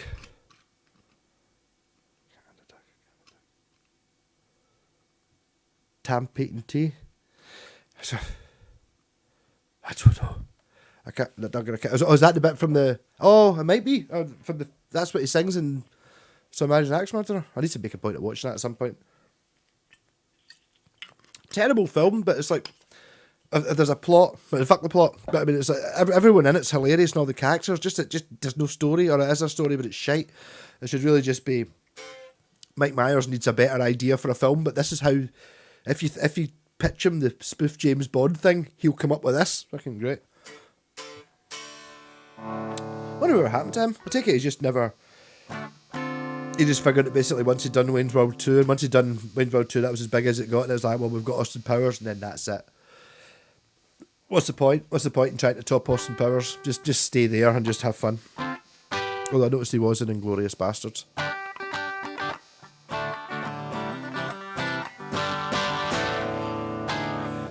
Shang-a-Lang might be the song, yes. Cat the dog and a cat the dog and a hen, a shang-a-lang, a shang-a-lang-lang. Hi! It's just not that song, is it? But it's kind of like that. I think I might actually... Sounding bad, but I might go into...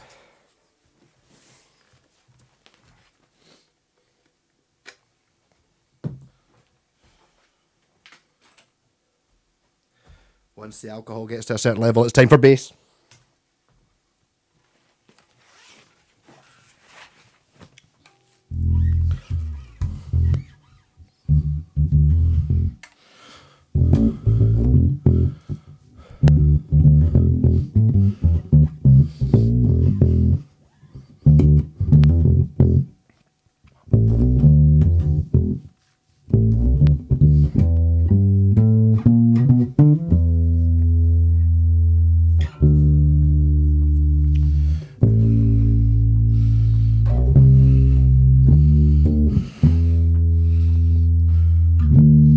As we go into the P-bass pickup, it does sound different. That's fucking in it.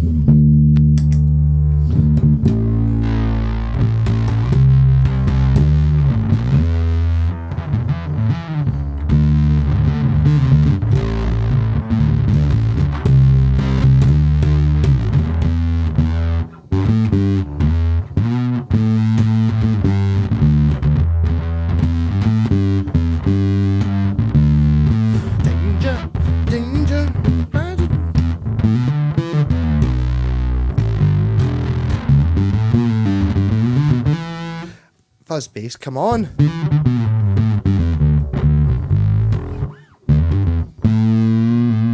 Right, now hit us with your 80s stuff. Oh, put that on.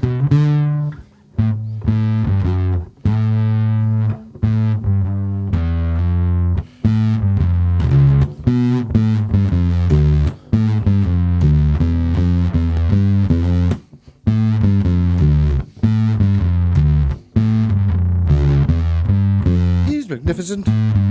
He's been fantastic.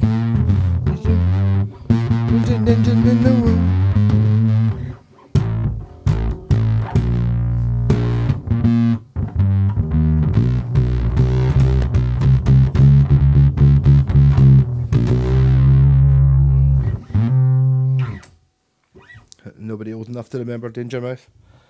Danger Mouse. Danger Mouse. Oh.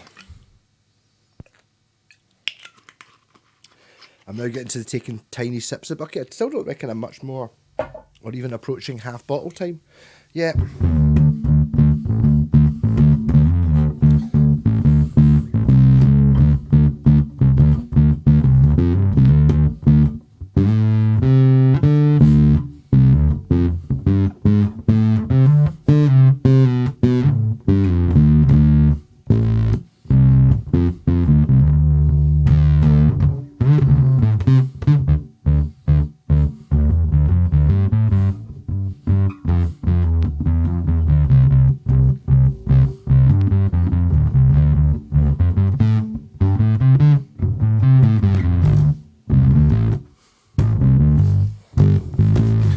Bucky and bass, that's quite a mix.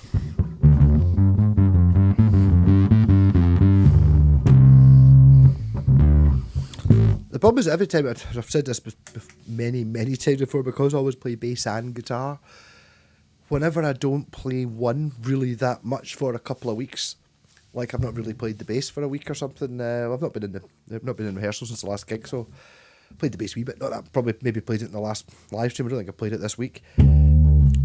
I've learnt shit this week on the guitar, so now I'm applying it to the bass.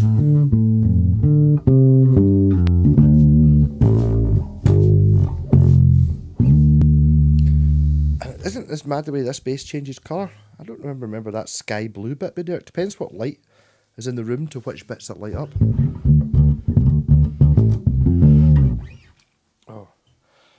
Oh, that's what I was now that we're quieting down, let's have a wee Atomic Rooster, and why indeed I didn't go and see them last night again, because they were that good. I was at that pair, I was thinking, they're playing the Green Hotel or they were playing in Kinross, Perth, whatever.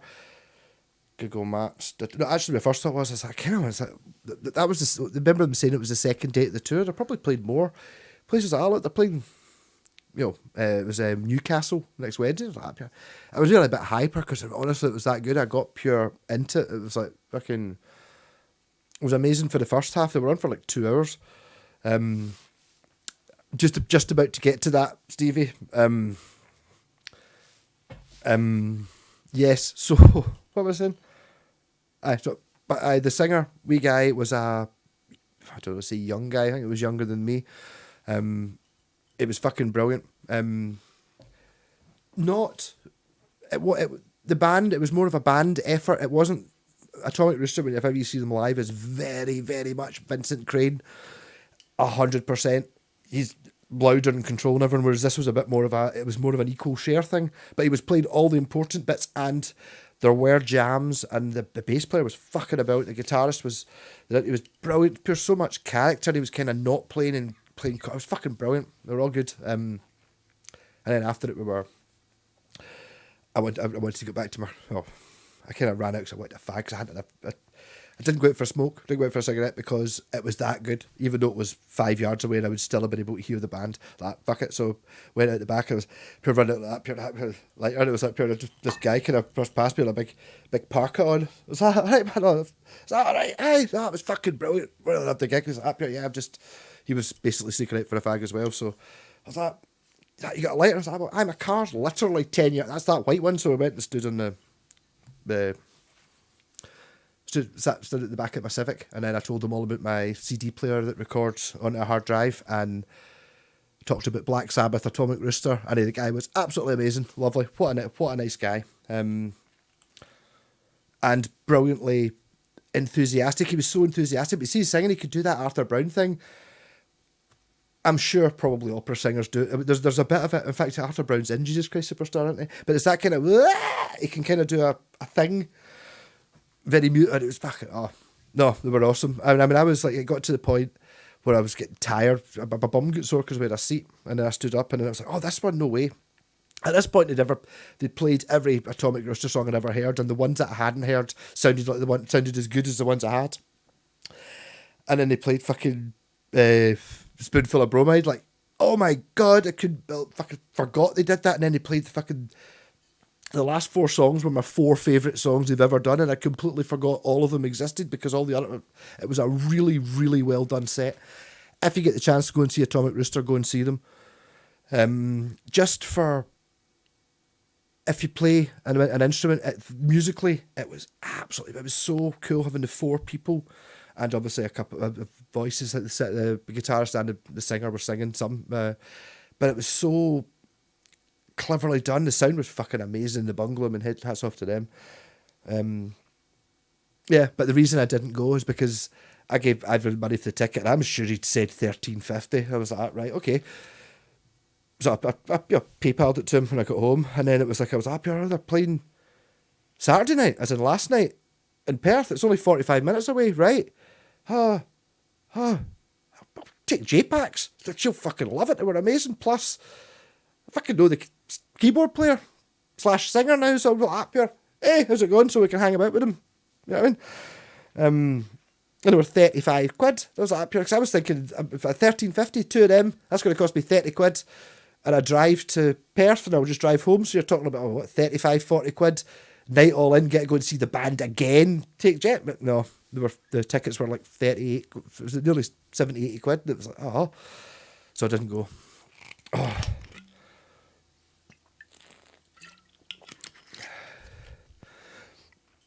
And a computer. What am I missing? Was playing bass with Morning Over Coffee in the computer. Black Snake, I know they played that, but that's the thing. There's so many. They did such a good job of it, Stevie. But it's like the jam bits were the pure jam bits. The bass player was fucking. This is the first time I played bass and seen him. Actually, he was doing a lot of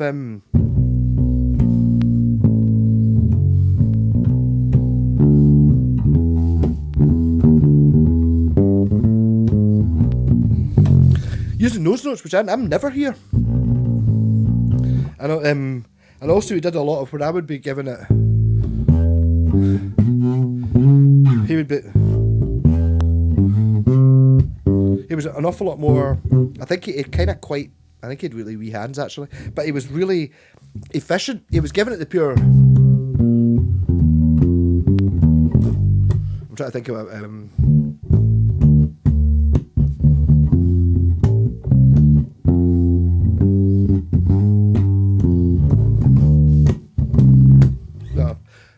If you get a chance to go and see them, they're on a UK tour right now. I think you've missed them, Stevie, but anyone down south a bit more, go and see them. They're fucking amazing.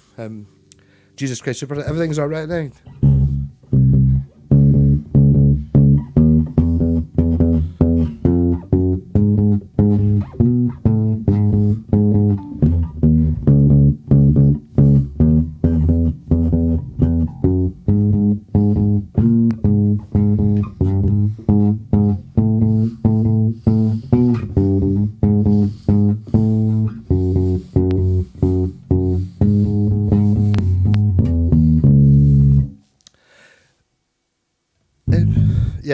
You've had my voice says to turn me down. I don't know, I've never played that one before, but I mean, I'm now realising that the last time I tried to play along with Jesus Christ Superstar was in Lindsay. That was 10 years ago, and it was on the 8-string bass, so I bet you I can play nearly all of it all the way through now. It was a...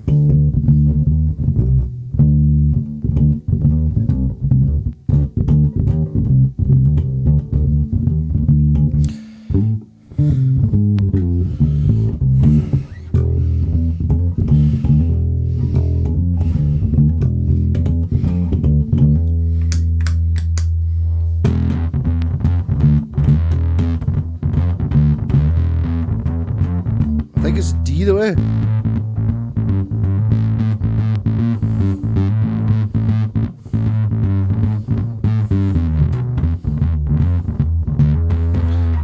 Green Hotel is I said Kinross, yes. I just didn't want to be pure. I said it was Perth and Kinross, but yeah, it was that. Apparently they played there last year. It looks it's a bit off the beaten track, and there's a hotel in it. It sounds fun.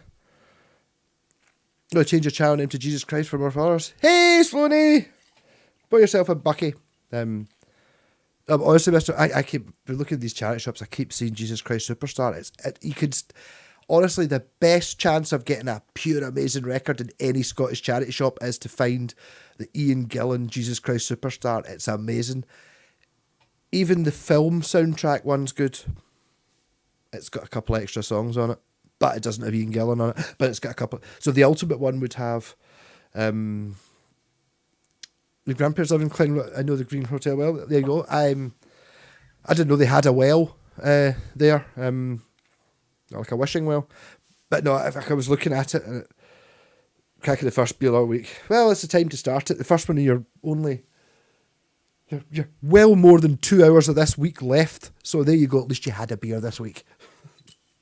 Yeah, as I said, sorry, I don't know if you caught it, but it was 35 quid for a ticket, which, to be honest, is probably worth it. I mean, I don't know why it was so expensive. It was only $13.50, and it's like really?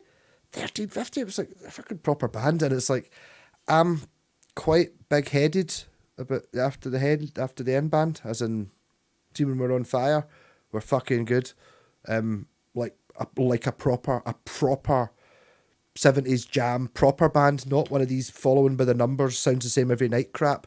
You know, I'm talking about a proper feeling band, and Atomic Rooster 100% had that. They were better than us playing Black Sabbath. Atomic Rooster, Sloaney, they were playing last night. I've been talking about Atomic Rooster, which are fucking amazing. Absolutely fantastic. They've got, obviously Vincent Crane died years ago. They've got one original member who was in for one album and an 18-month tour, but that doesn't matter. They got the fucking right people. And the wee guy, who I think his bandit is, the wee singer, was fucking brilliant. Absolutely amazing. He was totally into it. I told him, I could really tell the difference between the songs in the new album. He was like, nearly in tears, like, oh, fuck, give me a big hug like that. Look, well, no, lovely guy.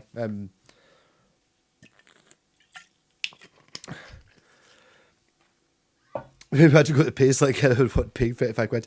Well, that's it, but it was in the bungalow, and honestly, I think it might have been busier when we played there, and we were completely unadvertised. Okay, maybe not, but no, they were. It was like, I think there was quite a lot of people who were there just sort of out of curiosity, and it's like, I don't know, I was talking to the singer, I've forgotten his name, it's really annoying, I think his name was Elliot or something, but it was like how they sounded like Atomic Rooster. There's a slight,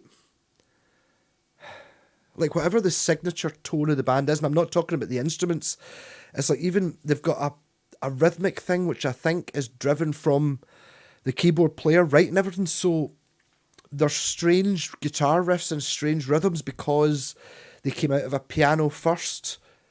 Do you know what I mean? But and they pure nailed it, and even the ones that they'd written, there's always an odd note in the Atomic Rooster. It's kind of like that it's a strain. I don't know if it's a very stylistic thing, and the new songs have that as well. They're really good.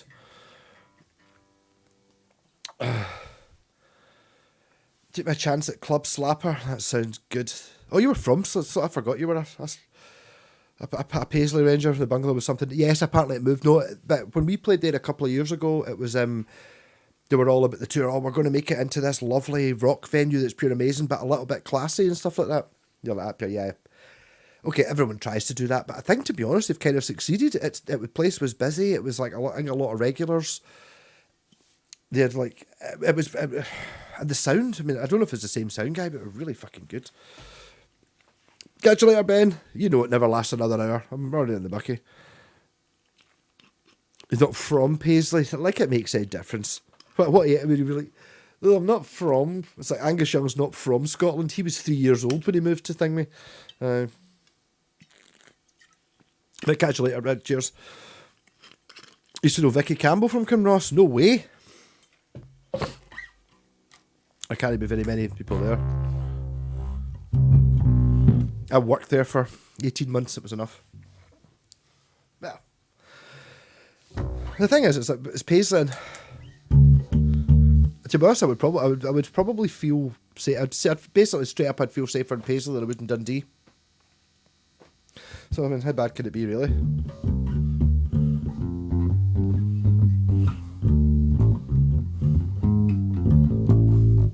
He moved from Edinburgh to Bishopton when he was 9. And marked safe from being called a buddy. What's a buddy? Yeah. Bishopton. Erskine, Bishopton. But is Bishopton set? Is it like an oldie, a kind of more oldie place than Erskine? So basically, when you went to town, that's why you went to. Okay, you went to Paisley. A buddy is someone from Paisley. Learning. I think actually, see, to be honest, in the description for this live stream, it says purposes, and I think I set it at the very start to educational, because that was the only one that, I don't know, learn something. Learn not to drink Bucky, yeah. The original bungalow was legendary back in the late 70s. I think I heard something about that. Basically, much safer than Tin Talker. Yeah. I was doing my head in that. I know where Din Tucker is. Okay, yes. Din Tucker's just, you come through, when I'm coming over from Bearsden, it goes when I'm coming from Mulgai, it goes Mulgai, Faithfully, Din Tucker, Hardgate. No, that's Hardgate.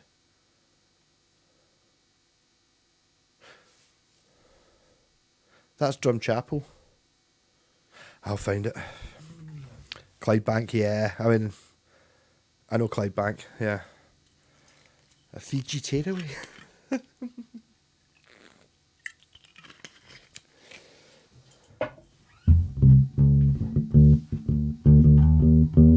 No, but the original bungalow was the silver thread with the legendary, because punk was banned in Glasgow, so the bands went to Paisley instead. See, learning these things, even if it's not true, I'll still tell people that they are. Yeah, you from Paisley, more drinks, waiter. Leans a little close. Hey, baby, what's happening, buddy? Yeah. I don't think Mr. White said that's going to work in the Netherlands, though. Yeah, it might. That was one of my favourite. The first thing I saw there, just because I'm getting a wee bit drunk and it's a wee bit blurry, I saw My Old Pubes, but obviously it's pub. The Rosellos were Fiji. How's Fiji? Greenock?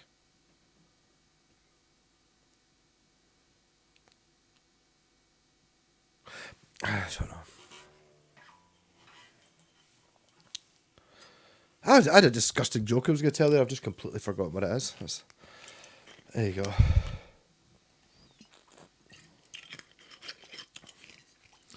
I think the Rosellos, is that Tony from Blitzkrieg Shop? Is he not right into that? Palatinia's parents run my local chippy. Fiji Park, Fergie Park, okay, yeah. It's like I did, as I said, I did work there for 18 months or 2 years, whatever it was, but that was on Espadare Street, like the book. I read the book, I didn't like it, to be honest, it was a bit scummy, but I did read it all. It did mention to the pizza shop, or the chippy that sold pizzas. Top of the pops. Fee Fife. Ah. Yeah, so really my experiences of Paisley are kind of... No, I was in abandoned Paisley. Baxter. It was somewhere above the main street. I didn't know where the main street was at the time. We went in from the back, and the guy had it was maybe 3 stories up. I think it was like a shop, and it was a couple of floors of offices. Then it was his flat. So he had a fucking drum kit in his living room. It was great. Oh. Espadare Street, the snooker hall. They're guaranteed a punch up. Really? I was never there after. Well, I never really stayed on after 8 o'clock at night when I was working hard. It's like maybe. I mean, to be honest, I'm sure I made 5 o'clock a couple of times. You know what I mean? Let me just fuck off home. Because it's Espadere Street. Am I right in thinking it's just kind of like that wee loop that goes down the left? It's only like 50 yards long or something. Literally, if you go down Espadere Street, as in you turn off. I can't remember the name of the main street that you come off. You turn off on the left, and it kind of go along about 100 yards, then turn left. It goes into Dodgyville, but immediately left, there's the flats that I built.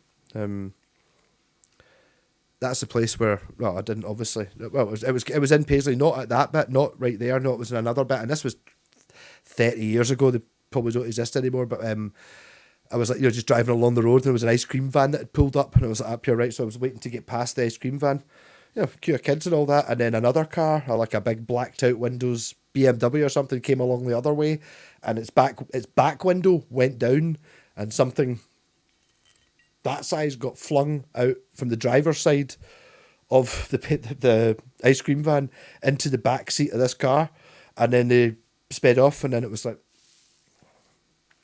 So you could get like what is like in Paisley, you can get like express ice cream. So if you really want, you can, especially if you're like pretty rich and you drive like a blacked out window, big souped up Range Rover type thing or whatever it was, you can go and you pay in advance on the phone and stuff, and then you get your ice cream pure rapid fast.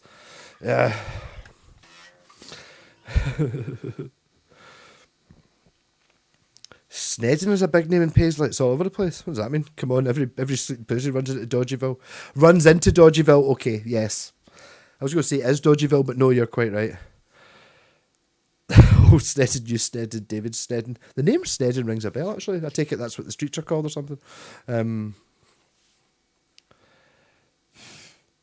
American in Holland fighting the Tang. Hey, Shaky Boys, I'm good. I've drank too much Bucky. I'm over the top. I've gone past my 10 o'clock curfew because Sloaney raced home in the car, only stopping a couple of times just to text message to join in. So I'm going to make it last a wee bit longer.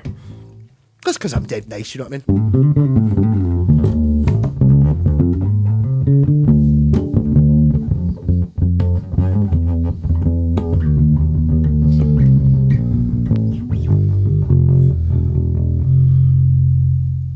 Steve Snedden, you? Oh, there you go. There's just Sneddens fucking everywhere. It's like you're sitting there and I'm slagging off. Sorry, Stevie, I didn't realise you were one of the Paisley Sneddens. Obviously, the street I was on was fucking great. I remember fucking so in dodgy. There used to be an amazing wee shop that sold an old. It wasn't that long ago. You got an all day breakfast, which was like a paper plate with tinfoil on the top of it, and it was like toast, egg, bacon, flat sausage, square sausage, and beans, and it was £2.80, and you got a plastic fork with it. No. So it was oh my god, I think it was £1.80. And you got the toast on top of it. So I think you had black pudding, square sausage, one bit of bacon, an egg, beans, and fucking 2 bits of toast with a wee fucking foldy Lurpak thing of butter for £1.80. Fucking amazing. So maybe selling that Yamaha I bought this week, Malcolm. If you're interested, let me know. Well, I'm not buying any more guitars. Are there any ones that you quite like that you would want to swap it for it? Maybe. I'd maybe be up for a swap for it because I can't buy any more guitars. I'm just. I know it's on principle only. I don't want to. No. I can't buy any more guitars, but I'd rather have that than some of the ones I've got. That makes sense. Oh. Mind you, I mean, we are talking about a guitar that I need to. That's what the burstboard would be. Jeez, fucking, you just have to pry that from my cold, dead hands. You know what I mean? There's absolutely no way that's a keeper. It does, Sloaney. But I'm afraid you're going to have to move. Because I know that right across the road from your house there's a castle. And I know that there's a guy it's in the Turd Towns video. So I can nail it down. All I need to do is look for the one that's got a Ford Capri in the driveway on bricks. It's your house. And then I'll say, so, Sloaney, you'll be able to watch the live stream tonight, and you'll go, no, I'm away out tonight, and I'll go, oh, it's just as well the live stream not off, I'll drive down and steal the bastard. Fuck you! Ha! I've not actually played it here yet. I reckon that was telling me to be quiet. I don't know. That would be the first time I've ever get in trouble for being noisy, but it's not that late. It's only 10:15, and I'm not that loud. I think I'm going to assume that the chances are it was more likely it was trying to remove a cork from a bottle of champagne or something like that.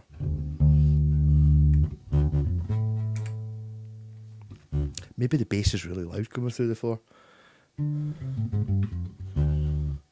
See, now you've given me information that A20's in Bishopton. No, you're quite happy. The thing is, Sony, what's the point of having two guitars that match perfectly? You can't play them both at the same time. The best way is to know somebody that's got the matching guitar. What's the point in, you see these people with the matching sets? Oh, I've got the red Fender P-Bass and the matching Stratocaster. Yeah, totally get it. I've got the matching Telecaster and Stratocaster. What's the fucking point in that? I can't play them both at the same time. I can play one and look at the others, but ideally you have to invite folk over to play the other ones. So there we go. You just have to invite me over and I'll bring the bass with me. The bass makes more... Sorry, there's aeroplanes, like, and I'm not talking about fucking shitty propeller, there's jet planes that don't make as much of a rumble as the B20. The B20 is the most motorhead of anything. B20/8 or B-8 rat pedal, big speakers. You're talking motorhead. You don't need the drums. You don't need the singing because you wouldn't hear them anyway. Yeah, you don't complain about the noise and then start hoovering, do you? I just put that away. I just stopped drinking that bucky. I've gone over the hump where I know that I'm going to be feeling sick tomorrow.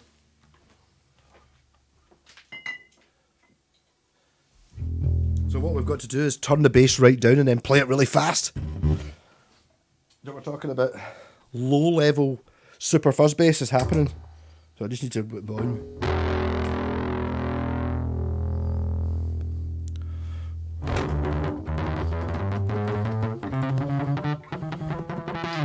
The matching Sumbro bass and a Strat, Matty's a dangerous rabbit hole to go to. I totally understand, Sloaney, I get it. Because that gives you the final excuse to buy the bass version, because you go, but it's white. Look, the matching fucking set. I mean, let's start talking. I went through a stage of having a ridiculous amount. I've got a Aria Thor sound guitar and bass. I've got an Aria PE 800, original 1978 Aria. I've got the PB 1500 from 1980, which is basically, we're talking about the bass equivalent on the thing, mate.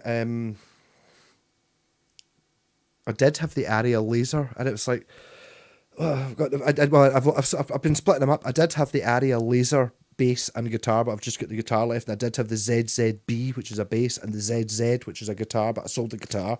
I've got the Grant.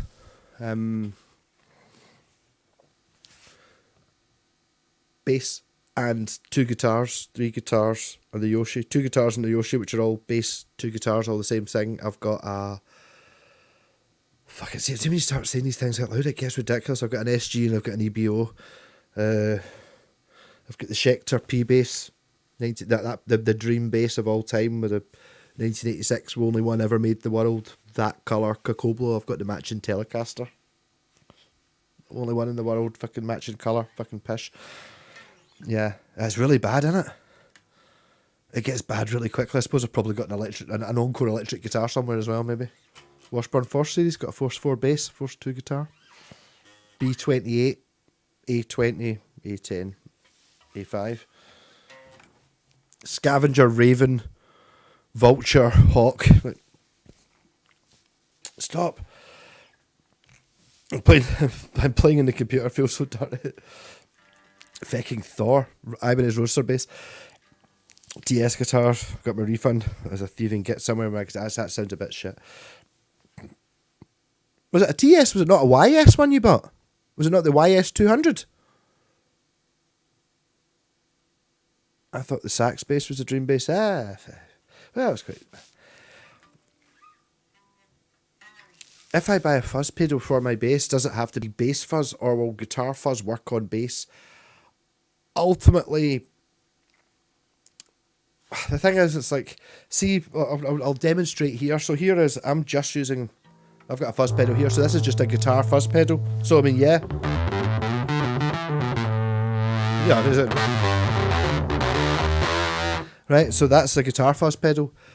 The only difference between, the only difference is there's a blend which mixes the dry and wet signal on the bass big muff. So this is what makes it a bass fuzz pedal. So what you get instead of that is you've got the clean bass as well.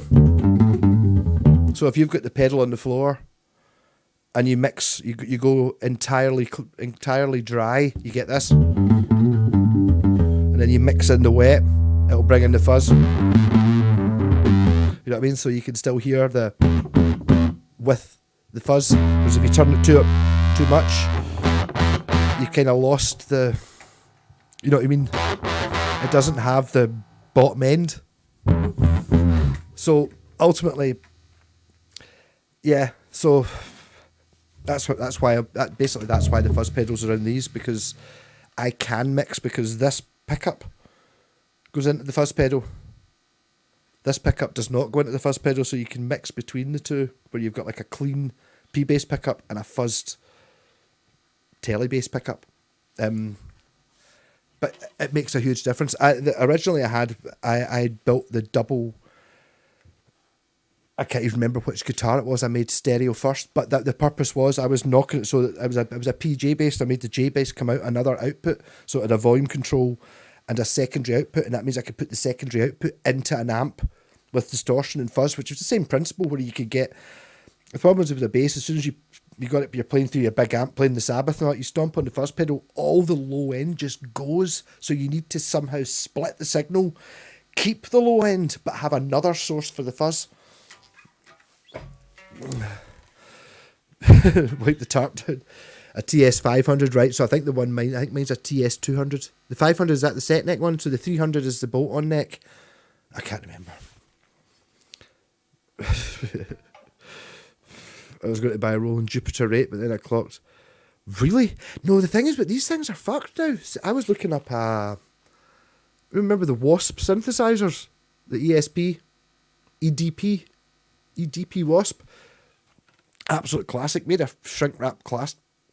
Crap, just absolute crap, but made in Britain and £1,000 back in the day. You can get a Behringer one, it's only £100 and it looks fucking amazing. There's just, I think they've started, Behringer have just got a copy of it, Stevie. I bet you, or have Roland not got one? I know the Jupiter 8, was that the one that had a bad, there was a chip in it, you had to change it, but this is going back maybe 10, 15 years when I was looking at those keyboards, and you could kind of, I remember seeing them for like a couple £100, but when I was looking at maybe 15 years ago, they were kind of £500, but they were like £800 if they'd had the changed. So there was something that degraded 15 years ago. 20k plus another 20k is shipped to Blue. And the thing about, at least if we're talking about being pedantic, which I love to be, when you're talking about shipping it to Butte, you know it's getting shipped. You know what I mean? Oh, shipped, it came in a fucking van. Or it came on a helicopter. No. It's got to go on a ship. Or a ferry. Ferry's a ship.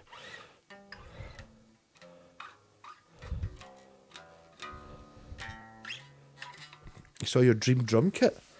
It costs more than the kit to ship it from Stoke. There's such a thing as a dream drum kit. I don't know if I've got a dream drum kit. Guy in Carnival had a Perspex one. It was cool. It weighed twice as much as the normal drum kit. My dream is to have somewhere to put my Premier Resonator drum kit. I think it's basically got rusty so much over It's in the cupboard. I did bring it with me. It was kind of going in the bin. It was so close to going in the bin, and it was like, oh, one of the drums is pure fuck, but one of them never had a skin on it. A Purple Nebula. Well, the name Purple Nebula sounds good, Pearl. I got ripped off and charged 20 quid to have a capo delivered the other day. Oh, no. I mean, that's the Highlands and Islands thing, you know what I mean? It's like, oh, you'll be the same price as Iceland or the furthest part of fucking Barra or whatever it is. The thing is, capos are shite as well. I mean, I to be honest, I have started using my capo, but it's to hold the GoPro onto the kitchen cabinet so I can point it down at the guitar I'm working on for a video. I mean, that is... of course you need a drum kit, Mr. White. You need it. It's like, what's the point in playing one or two instruments badly when you can play all the instruments badly? That's my fucking motto. You know what I mean? It's like, I just remember at the time, I was like, I'm already fucking having a great time being bad on the guitar and the bass. I'm buying a mandolin, fuck it. You know what I mean? And the thing was, because I'd spent 6 months or a year being bad on both of them, the mandolin was too shit, I had to give up. Oh, that's shit. £3 to post from China, I know, it's disgusting. That must be an absolute pig, Stevie. I do know, who's it, my pal, Craig in the Sabbath band.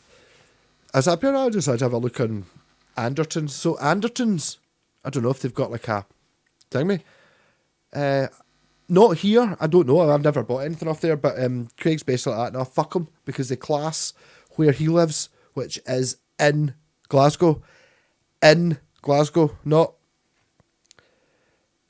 outside, not on the outskirts. Technically I'm in Glasgow, but he's in fucking Glasgow. He's like a mile from the centre of Glasgow. I'm like 10 miles from the centre of Glasgow, but still in the Glasgow postcode, so in Glasgow. He's in fucking Glasgow, and Andertons refused to not charge him Highlands and Islands thing, which is an extra 25 quid on anything he orders. So he's like, don't fucking like Andertons, and he even phoned them up and like, yeah, bastards. Lee, he's a cool guy. Maybe you'll watch this. Someone send it. Aye, totally. Aye, Glasgow. See, because it's a, you know what I mean? Have a look. There's some strange postcodey things. We're talking about this earlier on, how I'm in North Lanarkshire, according to Turtowns, and it's like a big bit that goes up the middle of Scotland like that. It's got Kilsyth at the top, but it's like fucking Stirling and Edinburgh and all that, but there's a big bit that goes up the middle like that here. I started with clarinet when I was 11 at school. I learned keyboard, guitar and drums. However, to get into music talent, you had to wear a blazer. The Chalet, Sucker has a Paisley postcode as well. So it gets confusing, but it's like, oh, how hard can it fucking be? Do you know what I mean? There is an AI program that tells you, oh, we don't want to get stung with going to fucking Campbelltown or Dunoon. It's like, well, yeah, but Gourock, although it's only 2 miles away from it, is in Glasgow. That's fucking direct. There's no way that can be extended fucking bastards.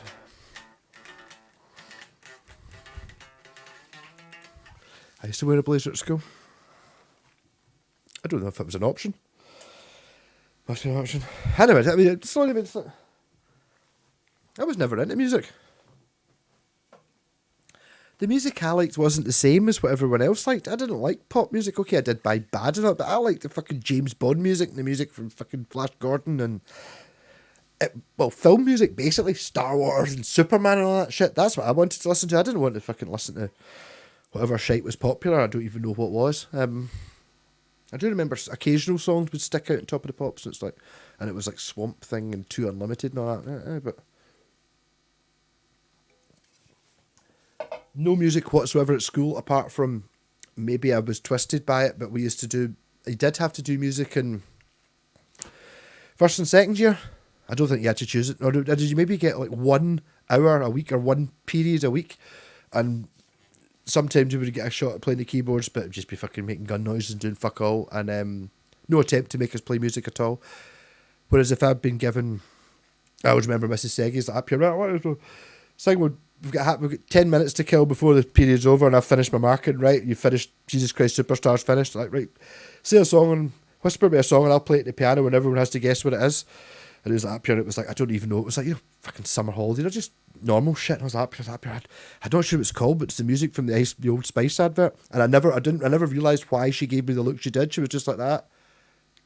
Right. And it's like, that was the music that everyone else was choosing the shit you knew.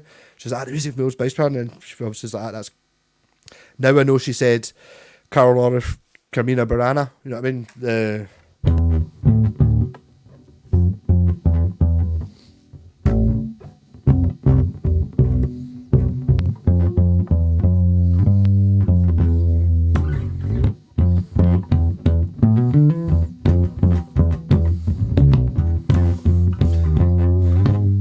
When I was at school, you got your head kicked in if you were like a nickname ball breaker. So that would have been, I don't know, was that after or before the AC/DC album? I think you're a couple of years younger than me, so I think it's like you're sitting there going like, you were still at school. I was probably only 17 when I went to see AC/DC. So maybe 16 when the album came out. You're a few years younger, so it could feasibly... I do like that, I do. Like that.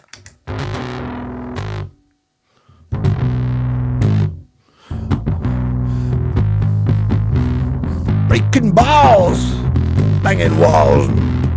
You are a ball breaker. Sorry. Building stream, whipping cream. Now get your tap coming back.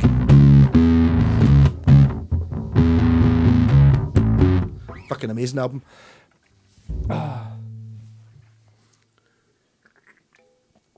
See, to be honest, Mr. Whiteside, maybe it's just my super perverse mind, but see that wee thing we put up, it looks like an 18 symbol we used to get on videos. So it's like, I want to drink some beer with Sloaney, and then you've got an 18 symbol. It's what it looks like, and it's like up here. Look.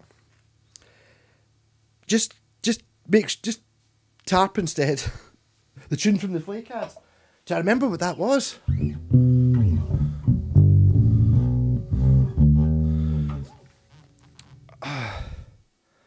One bug guy tried to tried to thump me. I don't know. I mean, it's like, mind you, I'm in fucking Lindsay. I mean, let's be honest, nobody ever get beat up. You know, the rough boys like would share a cigarette once. No, and the fact that you're going to try like physically beat up a girl, I don't think that. I don't know. Maybe I'm just fucking. I don't know.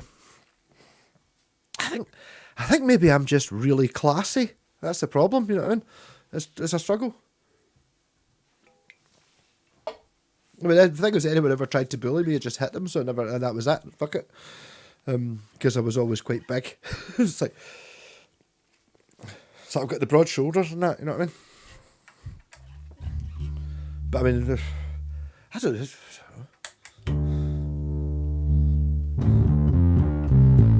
Problem is that in Lindsay, it was all a bit wet. It's like, sort of like I had that.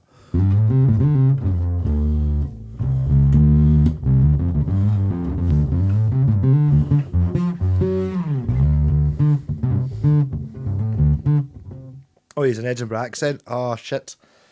No, okay. No, an Edinburgh accent's too much. That's a shame, you know. There isn't an Edinburgh accent. Everyone over there is English. I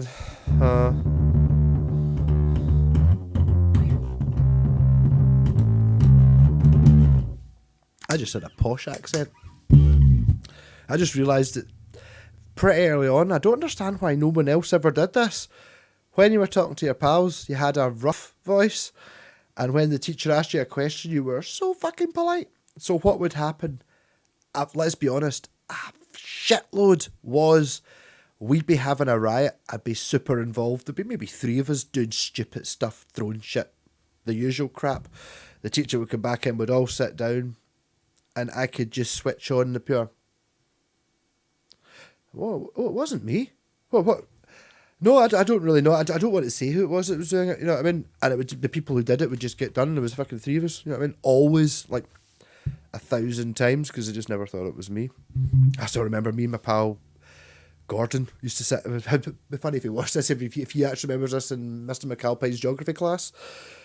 We would sit there and basically Mr. McAlpine, I don't know if it was maybe once or twice, he went, hey, when someone was talking, and then basically as soon as he left the room, me and him would have a competition so you could shout, hey, the loudest. And it was honestly every day, the whole class were pissed. The two of us would just sit opposite each other and would never get in. And at the end of the year's report mine was, average at work, lazy, usual. And Gordon's one was shouts every time I leave the room. He thought it was him every time I got away with it. I'm not going to claim that I did more of the shouting, but we were totally 50-50. But he get blamed for every one of them because I was just pure. Yeah.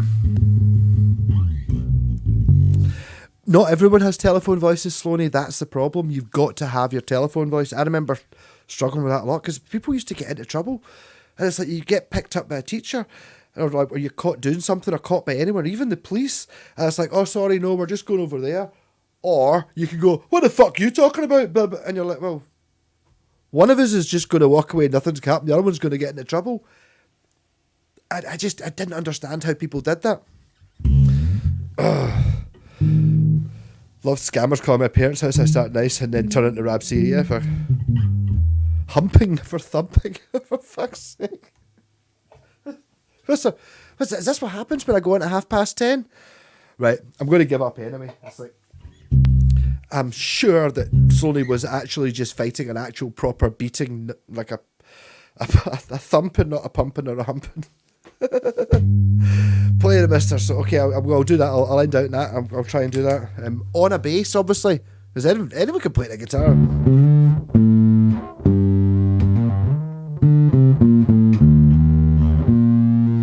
Not saying I can do it. I'm going to try.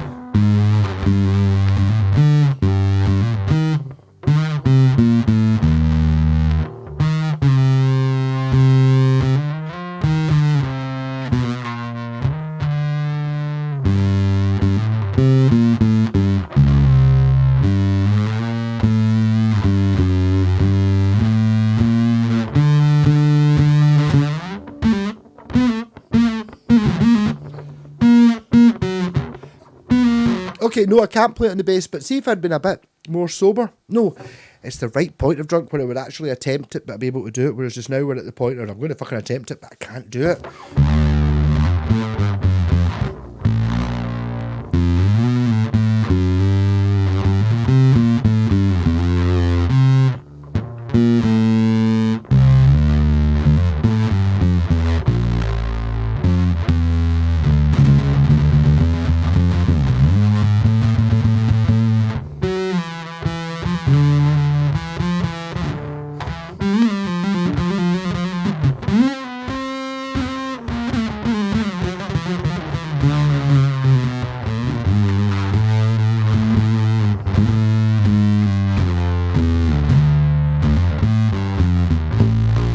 Yeah, that's as good as I could do. I think that was probably recognisable as the song. This guy would ask my mum, and if they were, okay, right. Good night, everyone. Actually, quite a lot of fun tonight, and I think I drank. I think maybe my problem is that half a bottle of Bucky is not quite enough. I need half a bottle of Bucky and a wee bit more just to get that proper tanked up. Even though I'm going to be absolutely fucked all day tomorrow. There will be a video of a bike ride to Kirky coming up, but it'll not be done tomorrow. Well, the video might be done tomorrow, but the fucking bike ride was done last week. But rock on, everyone. Love y'all. Oh, cheers, Sloney. And I thought that was quite amusing having to stop on the road to come in and join a bunch of weirdos we all are. This is over witnesses to stay. Yes. That's like, honestly, just go up here. Do you want to hear my new song? You try not to come up with a guitar and go, do you want to hear my new song? And they'll just be like, pure, yeah, and it's just like, pure, no, come on. It's like, have you read this book? Amazing. Right. Love you all. Good night. The usual 5 minutes while I try and work out where the actual button to stop it is. Stop recording.